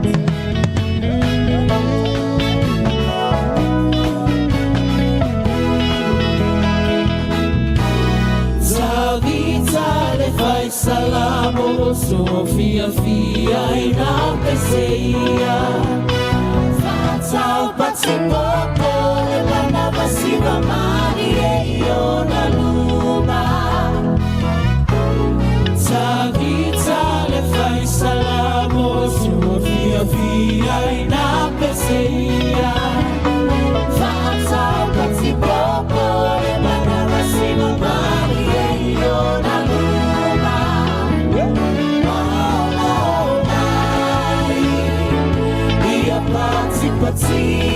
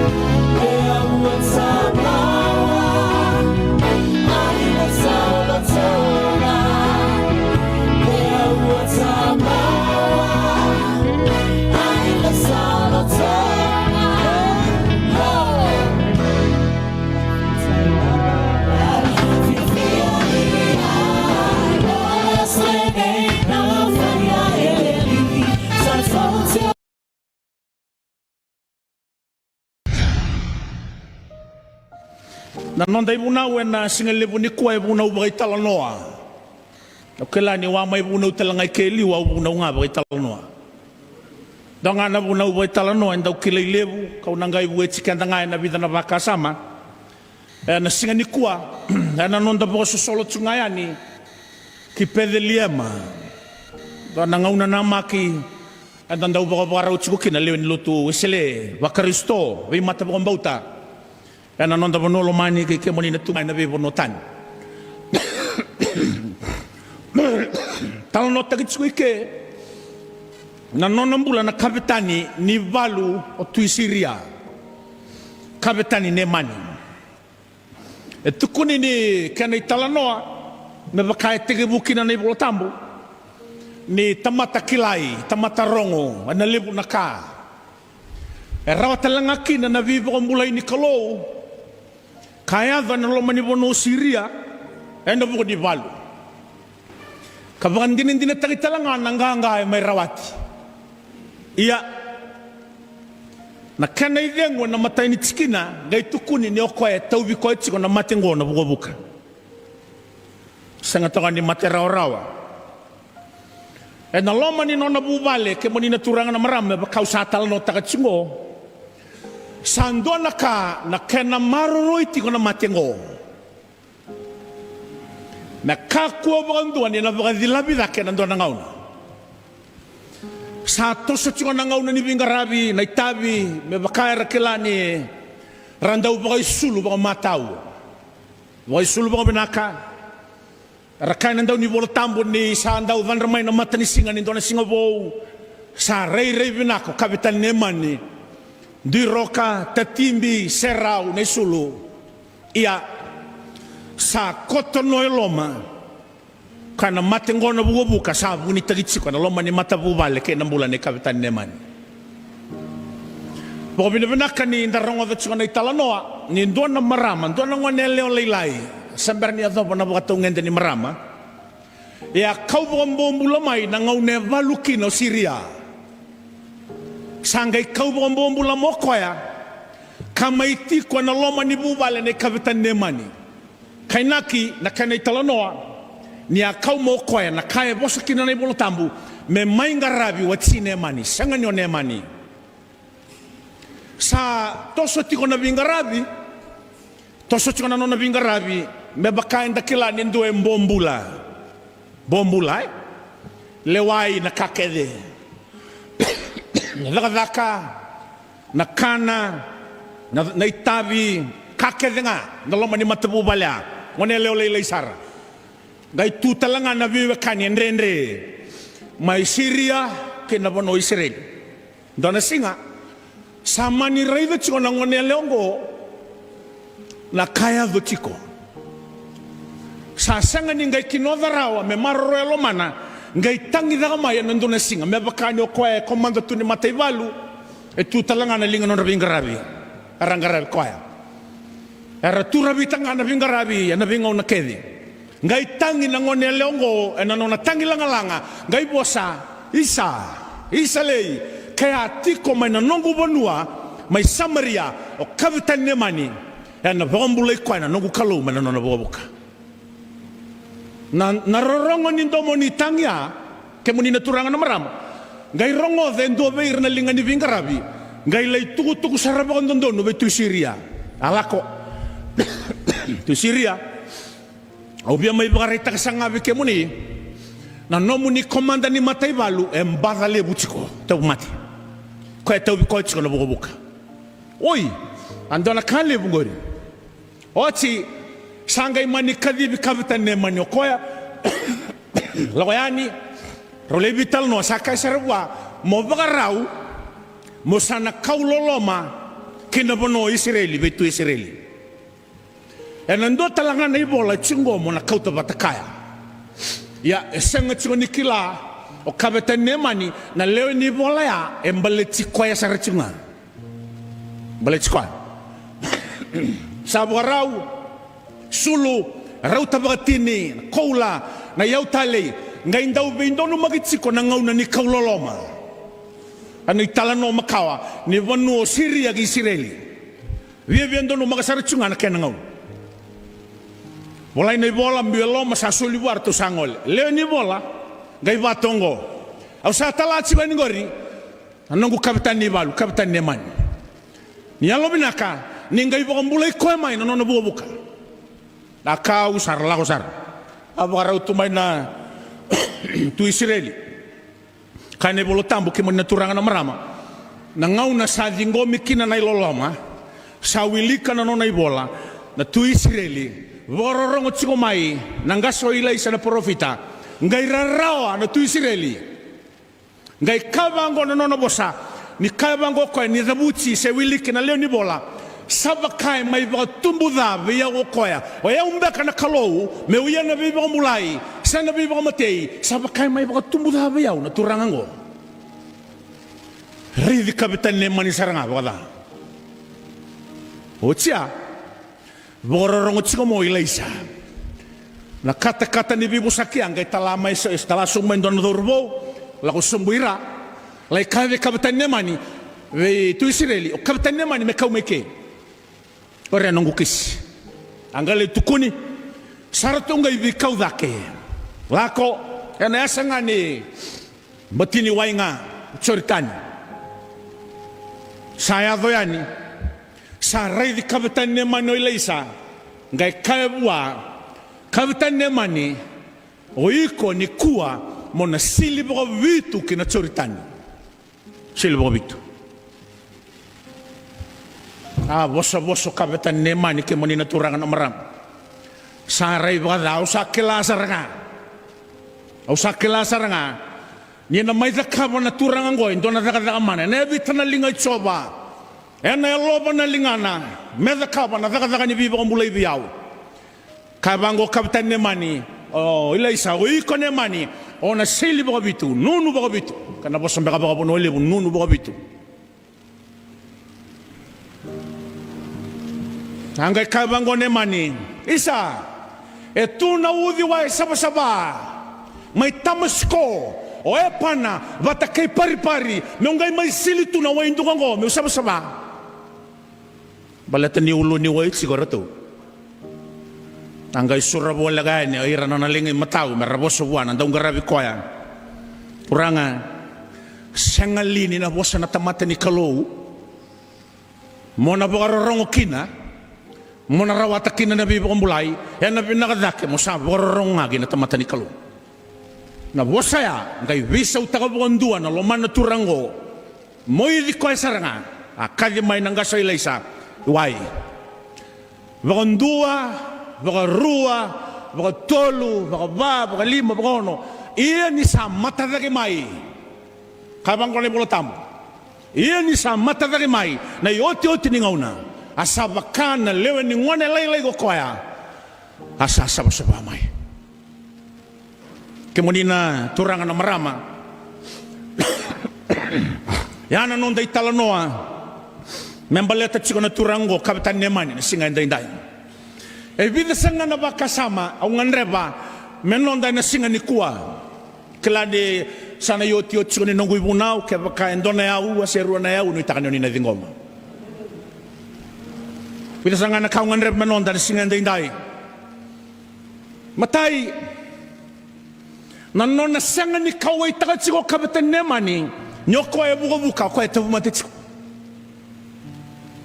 Veisinga totoka na kana rai sutu rai binaka lago yani malenga rabo na itabi listale mai sanga bondu ni bochi ko bua na yalo ni kawai o ye umbada chiko o ye ungandre bo chiko na biba kombulai vakasa mongo au na numa menonda na singa ni kwa ko labata chinga mai na chingine ndua na kana ba madala taki na totoka kana rai binaka moni na turanga na maram kila ndo chiko na lengale bo kenda sabe obio kanita chiko na bakasa mongo enda sambada enda taubi mate enda zaga tiko ngai sanga weekend na yalo ni kawai nindangan reba menda ba mulai menda ngarabi menda sereki merani ndarawata na biba dingwe sewada yalo ni kawai dona kamimbi na yalo ni kawai taga chiko ni golenga taga chiko ni taubi mate sabaka enda sarai da tunga naza ni sabinaka na dha ni sabinaka, na lenga ni totoga tiko, sengo iko mbadha tiko. Mate bagadir loloma na buka bukai, bolete bunitaki tiko loma. Bombauta ni moshi na bagadir loloma, ito matea na kay bakilanga na nona bubale. Au sambole kanda na nonda bosu solo tiko ni na signi sudu sa to matanda. Kabangona kai na kana wasendua kana waserua ni sara lesumai na kau bombomula era sandu sangairanga bakatagira sa senga ni kawaitaki na bali kalo we do bagana numa manda no mundo ibalabala do bagana numa manda no mundo ibalabala do kawaitaka manda na no mundo ibalabala na lenga saya do tiko do no mundo mai bagana mata. Ana kana sangai matara dage na balikalu yengo sasenga ka keden dona tea au sana budalai ka keden dona dakava au na bimba saitaka otia nindo sarawata naka sanangai baka tanga sadi dila sanga nindo na banua ana bagadeng rokina kawai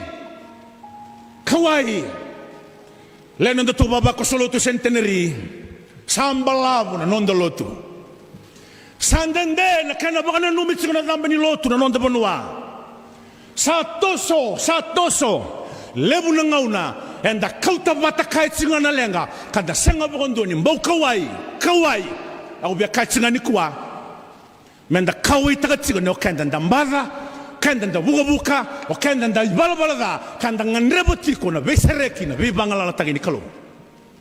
Au sambole kanda na singa ni kuha na numa na nona taro tsuka na buni bunau na singo ya ena luka na kana waseti ni tina busong bulga lima araba na kabinaka meukitaka meurawata na mbula tau mundu buni bunau sesenga ngani bagandi tako koya na mbula tau mundu ngai kawai anandona singa ngai taronga saranga na ngone turango Yesu Kristo adaba meu the cup wabina ni kawai na buni bunau kaya sanga ni kawai ngwela daba na mbula tau mundu sanga lini sona kai sugi kanda tuwa na singa ni kuwa sabarau mendala kobayani ga vurumayani na singa ni sudu satu ya matanda kawai taka tsiko na lenga ni ado tsiko vale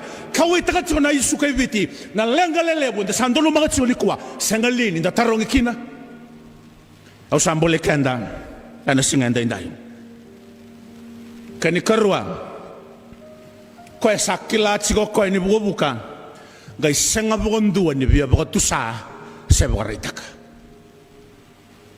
endona lenga lebu yo sakila tsiko gai senga ni go bia kabakine endona ka usaka sambalabu nonda loto amata sere atoto na nonda tong mata sere wasa limu sarang kay ngau sarang may liutakat na sere wana nabu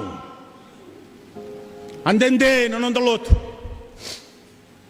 sangalin inda kilati ko na lang gayado tiko gay sangalin inda biya baka takila sabi ka ngau nadaba inda lang gay baka tusakina baka sa mambole bikanda ana singa ni kuha kaitinga na temesa na kana waseba ana tigine vitu koya sadaki na bua sakila medaga binaka gai senga gai kando kangar tumena tuidake gai tabalata kine ndo ameda gai sinda kabakine ndo naka edha ni go kilatiko ongai sanga ni dakabakine ndo naka sona ngauna no bikadibi ni kalou enda bagandina taka ni sona ka ndo mesanda tusana gauts bobi na binaka na tambala ni mativalu na reconciliation sa dakabotiko bobi na binaka bikenta na bi matabubale sa dakabotiko yang amenda bagatusa yang amenda bagaita kamay sona ngauna sandende na wawa ni kalou ngai sanga ni dabi dakabakina menda kawai menda tukuna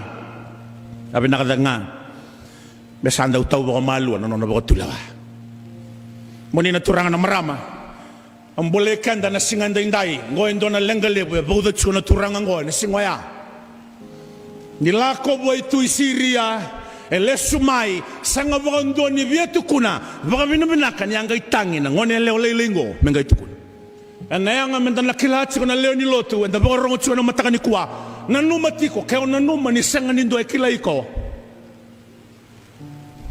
endua ekila iko bagavina kasartunga matata sartunga biko nanumundambe chuna singani kwa au sambole kenda sambola bola tiko na baka samongo bawarau mendala yani mendana makana Kristo ko bawarau musudu mai ngai bola tiko choni ana bakatakila ndau tale biau ana bakatakila na kana wasetolu ana vibonu eso na vitu ne songo songo lotu mai mastoni e bola bolkina dona bosa endau kaitiko bango na alo tambu metukuna vichoni me kai veira o sakila chiko no mdo dalaka eu sakila que ona no manigo sanga nikila sengo eu kila mai leti sea o eu sakila no mundo dalaka no sanga nimbata bata sekata que bakai na sanga o eu na luar que mundo menong sungu baleto eu e matata boga binaka dagi eu que mundo au kile que mundo boga binaka baleto ko ndau bembuli o kenda na kambu na numa beka na turanga ngome bunita ikoya sanga nikila nikolou e rei di koega kile koe bagabina kemoni na turanga na marama enda sambole na singanda indaya na vaka samalibu au kaitiko sabole kana singani sudu enda na bunita katiko na lina lenga na mate na taubi mate na renre enda sotaba na bisinga ngauna dava enda na ngai bagatakila kina menda kila nikolou o koe sakile kenda bagabina bagatusa tusanaka tuguna mai me masulaki tuguna mai me daga kinendona ka me rauni ado kina na besereki na lo mani mata bubal se le una ngauna nda garabitabi na lotu ndau bunau daga lotu masmasu taltala batawa leoni lotu anda sangatu ni ndau bagandina ndina takokenda ave kanrenre kaoka me taubi mate enda vaudikina kanda vesugikina kasa ndau ibatatao ni nondo tosugiliu keni kotolu ni kaubi abambimbi taka ana singale wenda indai endau matai ni maroroya na nono buka na taubi mate sutu rebinaka totoka na sutu korosibeleti vila mana matari singa ai rei si atina na isulu sa rei binakandina na isulu ia iloma na matemboida baka sisila na buka au na numa na bosa baka biti mbulu boro bula katale mbulu yao iko yao kala na kabrondo mbulongo ninda marro etiko kenda na lenga na nruka na mbada nada ngau nadaba anda nangai bokatu sakina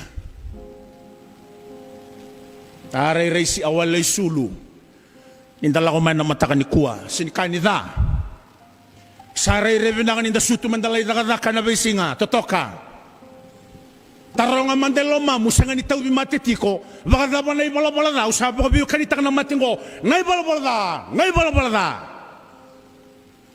baleta ni rakana ndau ni bolo tambo na vela timakawa o ko saba to kaito ko me mate tawa sabsaba sanga ni sabsaba tawa sabsaba sarawa ni ndau tu na imbili ni koro sanga li ni ombulu bolo chiko na mataka ni kwa wasota ke bakai mbimbi na tutungo lesu lai daga takiko baleto iko vatakeyau daru sanga nikila na singa daru nakadibikina baka saba tagaraongo ni mberani ado na singa e kadibi ko kina na kalau enda ndau matai ninda marroya na vae tu weekenda so nangauna toto wale tu na nonde ba magala totoka na nonday talanoa ngai ndau bosa liorto na kaingau sabe ka dirlo lo mandina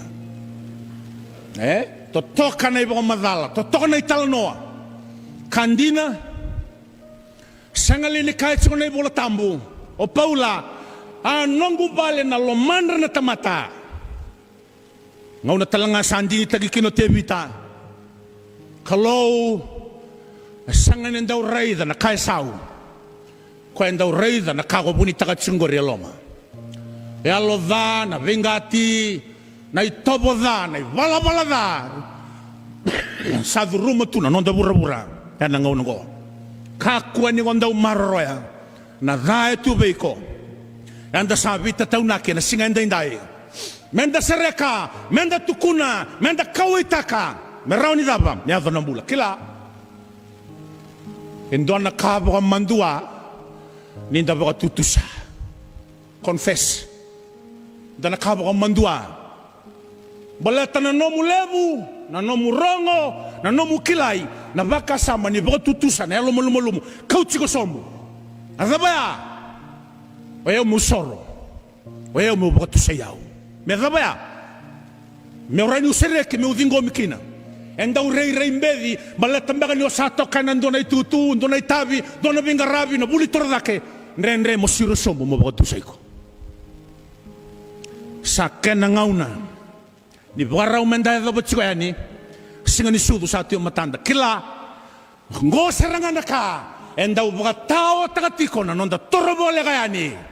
Torobole kayani. Ki wana kalau sama-sama. Kaya sabaga raidikan. Nambalat na daba.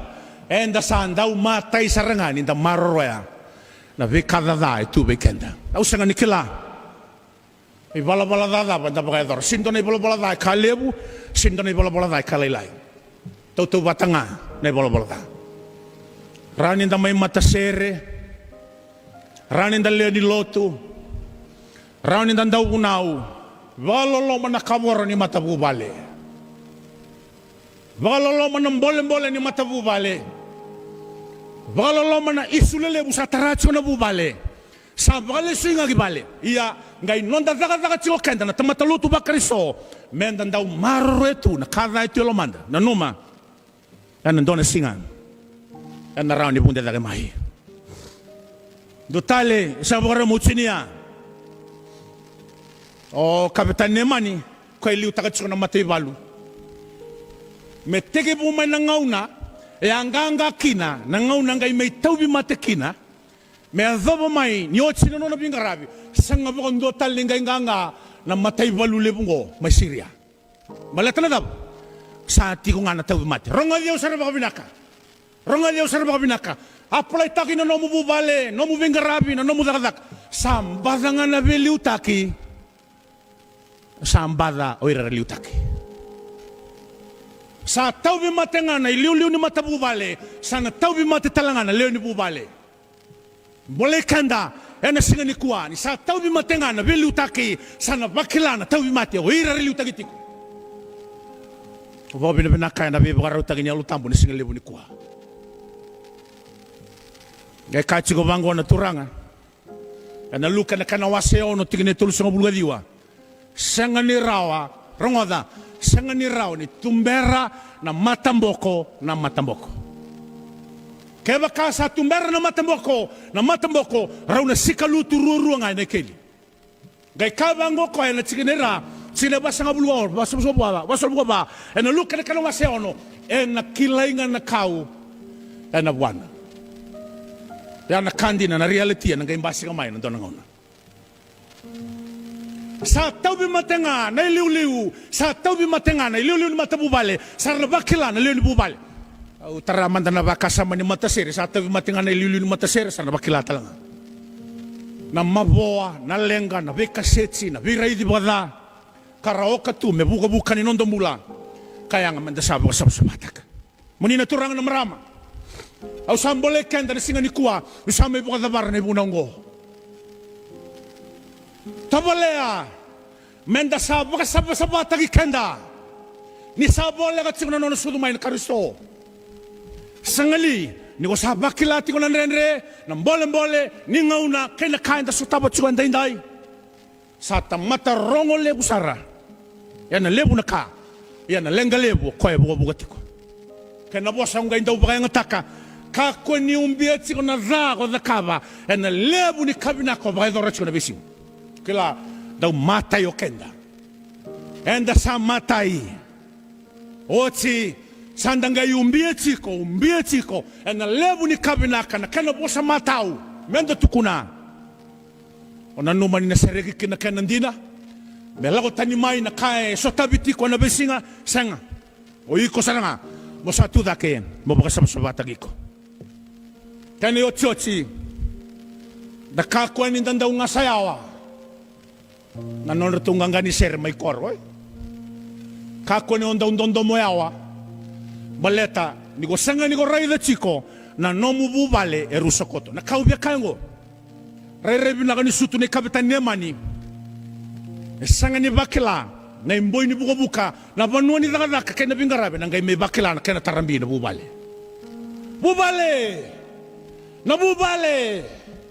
Nabubale, ana bakila, na kena mosi, na kena mboida, na kena bosi sila, na nrenre, ni lago yani, na bisinga, bakilanga nabubale. Isa, kaya tiko mena, nongu banua mai sa Maria, ni sa koro turanga tu ni banua Israeli, ana bukambulay mena na bukabuka. Muni na turanga na maramo, sambulay kanda, na singanda indai. Dabe kaya na daga na kena wasendu at sine walu, niko sa rawata na kaukawa, ngay tegabuan na Jerusalemi. Otia, gayo sutia, otia, gayo Samaria, otia, gayo bura-bura. Adabe kayo Paula be Timothy, na matay ni Timothy na kanawase tolu, tsine lima. Kayo sasanga ni lewa raw na namububale, yan ngay raw bakadab mo lewa na isang kulutulib. Amen eh? Back to base, lisungagin na nung dabubale. O saan mo itaka? Ena baka sa malagalek kalaylay, enda may rongo da tsuga na singa ni kuwan. Ina bukay kenda, ena nonda buka susolo tsuga ni pedeliam. Iya, sambalay kenda na baka sa malebungo, sili buka bitu kina choritan. Sa mata dari mai, sa saba-saba, asaba kana learning on laylay, sa tau dhoko na mula. Bitu, ay baka takila-kila ni tau dhoko. Completeness sa taudoko. Kila kwa nangon enda bakaraw baka nanumango. Rongo diyaw. Nangon enda bakaraw baka nanumango. Kaya nga, may baka sabay kenda. Sabongo iko batakayaw, mendaru tukunan no daru malumalumo. Daru bakaray takabwa. Daru kaway takatiko ni daru langatiko. Daru kakwa ni daw maroya na dahil tubig ke daru. Isa, sabi ka raw meron biyong na ngonin ko. Aw saan mo itaka, ni sasaba-saba may bali. Ruan na kain daw baka rerebaki, na banua, na lotu. Kau saan mo itaka, ni sasaba-saba. Meron ni daw baka kalunga tagira, meron lako na ngalala, meron lako na bukotiko. Kaya nga nangone, sudungo. Ena boboy na nomumula, ena boboy na nomilawlako. Iya ni sa matadaki mai. Sasaba-saba, sanga na buku, sanga na kilaka, sanga na rawaka, sanga na mama ni tamba. Sisunga. Kaya baka sa tuba ta kay Kristo, doon na tamata. Sa nanggay mulibo, sa lagot na nabi kamakawa. Raida, sa yado mebo, nakakadanga. Wesaw na leon lotu. Mendan di kebi kenda manda. Ena singa tambungo. Ulutangat suka nito madaw sa otsi. Come and see the greatest gift. Lakumay mo may raida. Na isoli tale na lupa ni kalombula. Kwa sabi ka raw misudungo. Aw lako ena singa ya. May ulisuli yan nilolo manitamadakadaka. Nabukunin wa susuba. May na Saint Christopher home, bakit tabi kinatamadakad ako nander, tumburi yaw sarangan na lulubo. Taray yaw sarangan. Yung saray na to, na baka loloma, ni kanay-ray-ray na ngon, retsi ko may nakas. Isa, kaya dasada ka babira sa linggo, ang dasada ka ba't siko wanakalo. Muni naturangan na marama, aw samboli kenda, nasinganday-day, dalay lobi kenda, meranin da dobani na sigani sudu sasaba sasereki na bula sangalala na lotu may lobi ko raweliu na ndaw ni bingarabi may lobi ko raweliu o yaw may lobi raw eliu o bambauta Yan na kay pinaka na nunggu matay walu. Doon ay matay walu lebungo na lotu ba Kristo yan da saka dibikin. Iya sa lesunga kinanonda bubali. Yan ada saka ni kalau na tamanda. Kay na lubena, kay na lutambu, rokobyan do kay na kalau na bosa tali rong weekend na bong saka inday.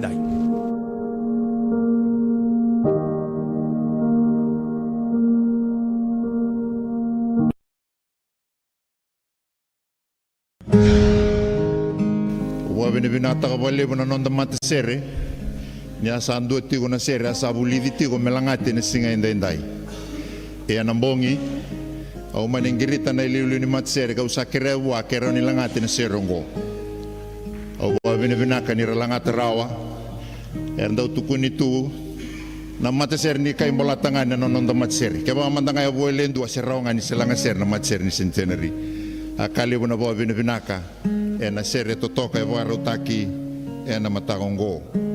Ngandera me utoda na boa binaka e na buni veilesi na matagani kua.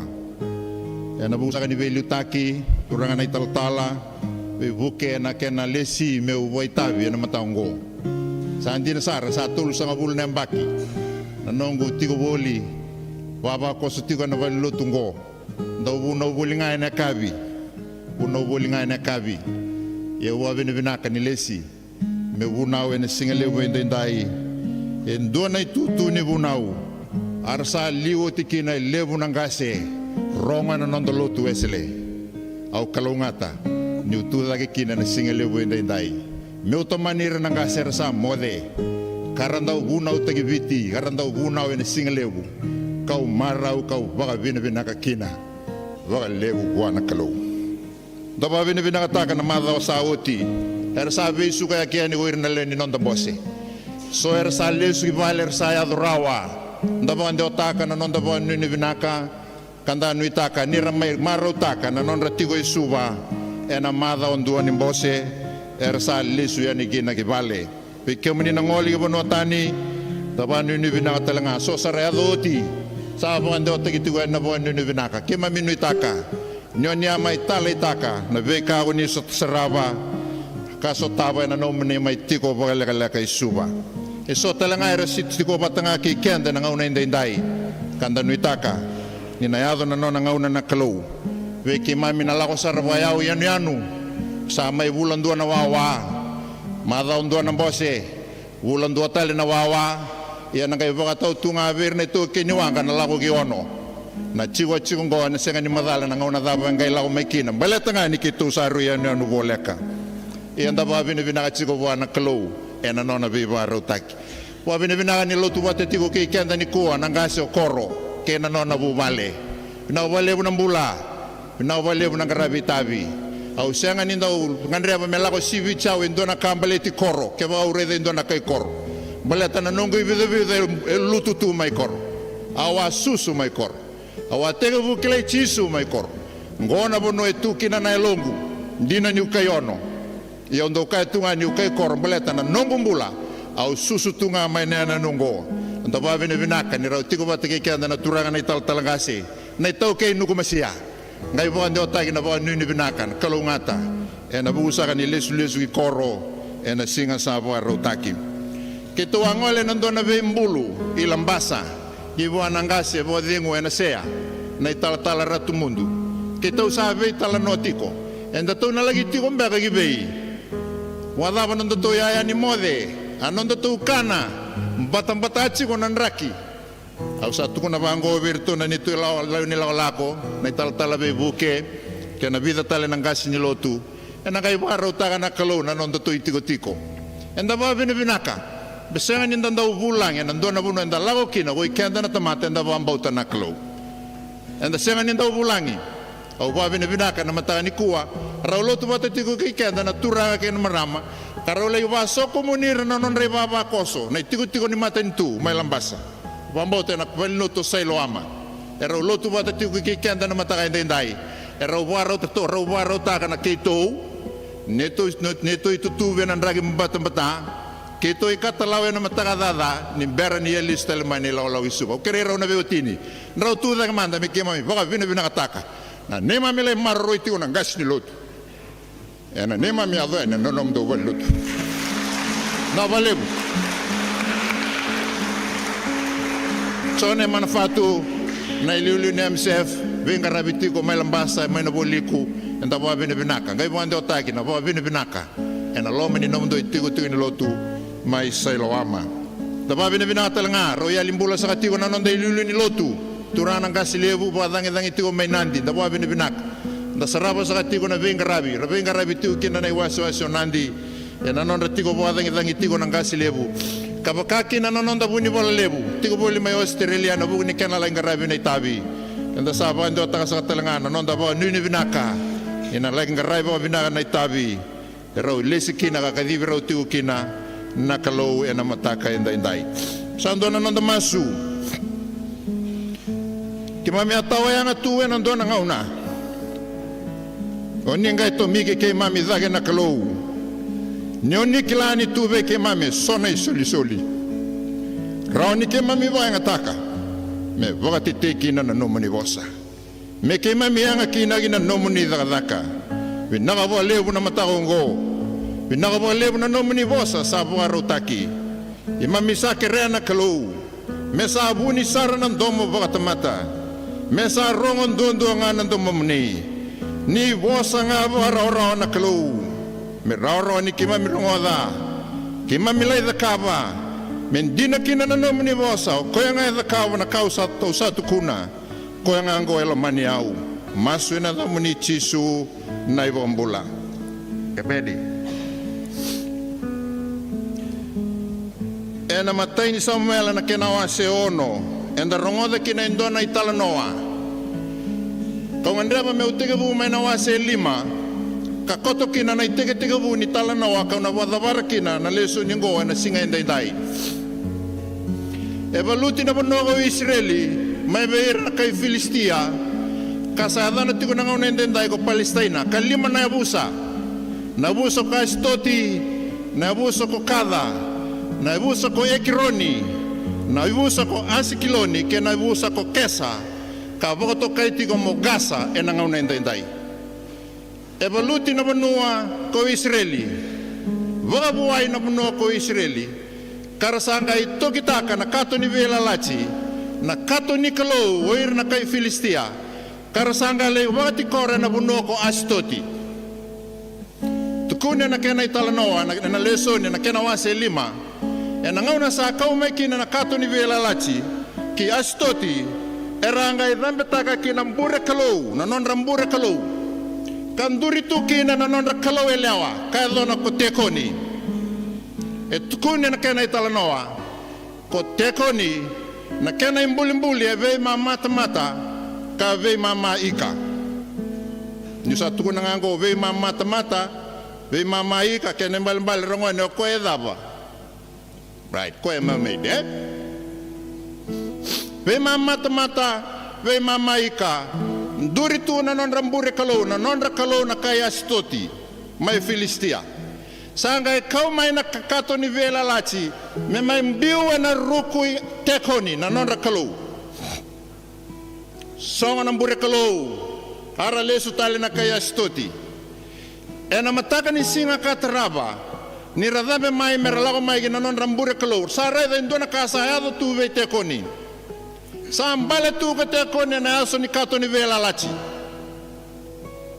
na mai oira vonduria da katale na non kalau tekoni nonga na kato ni vela lachi sandabo tu ka tekoni vonduri da katale ka tekoni ena kena itutunga ka tu kineliu lesu tale oira ena mataka katraba ni rambadi lesu tale mai na kai Filistia na kai Ashdodi era samba di redo talento na kaya sa uwa sibida ke mena kaya redo tamanda samba le tu na nonda kalau tekoni sa sema malangani mbale sa kamusu na uluna ka kamusu bakaki na nang gete nilingana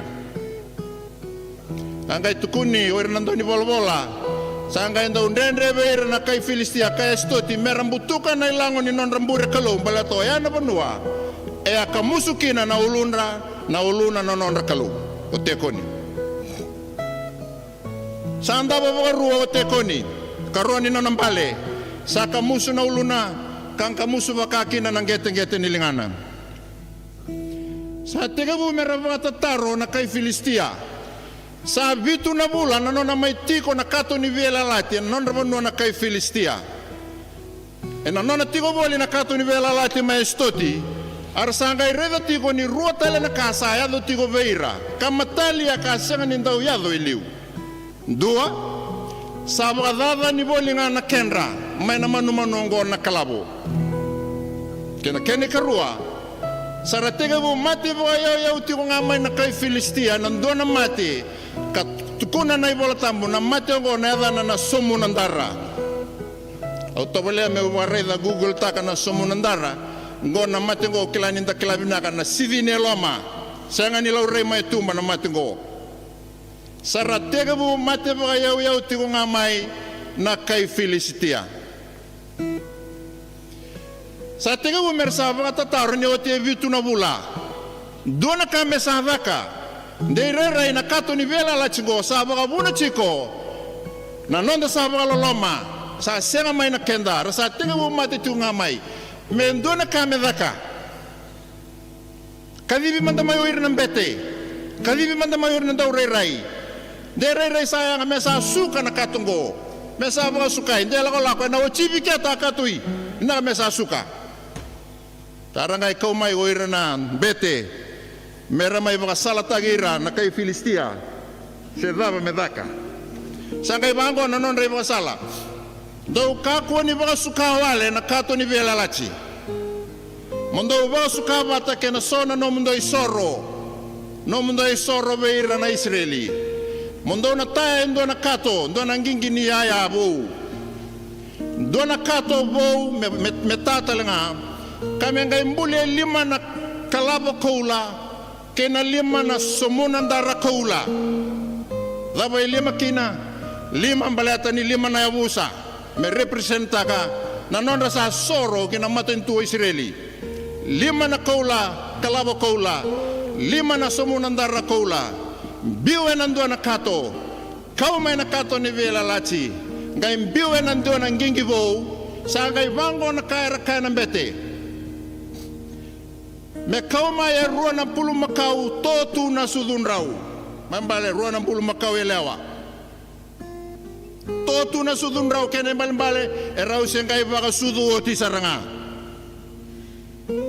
Me rau na mai kau tanang gingyogo na nomini soro kena kato ni Velalachi me kau ki pedi semisi na bonu ertigo kina na Israeli. Sangai bata na bango na kaya ng bete.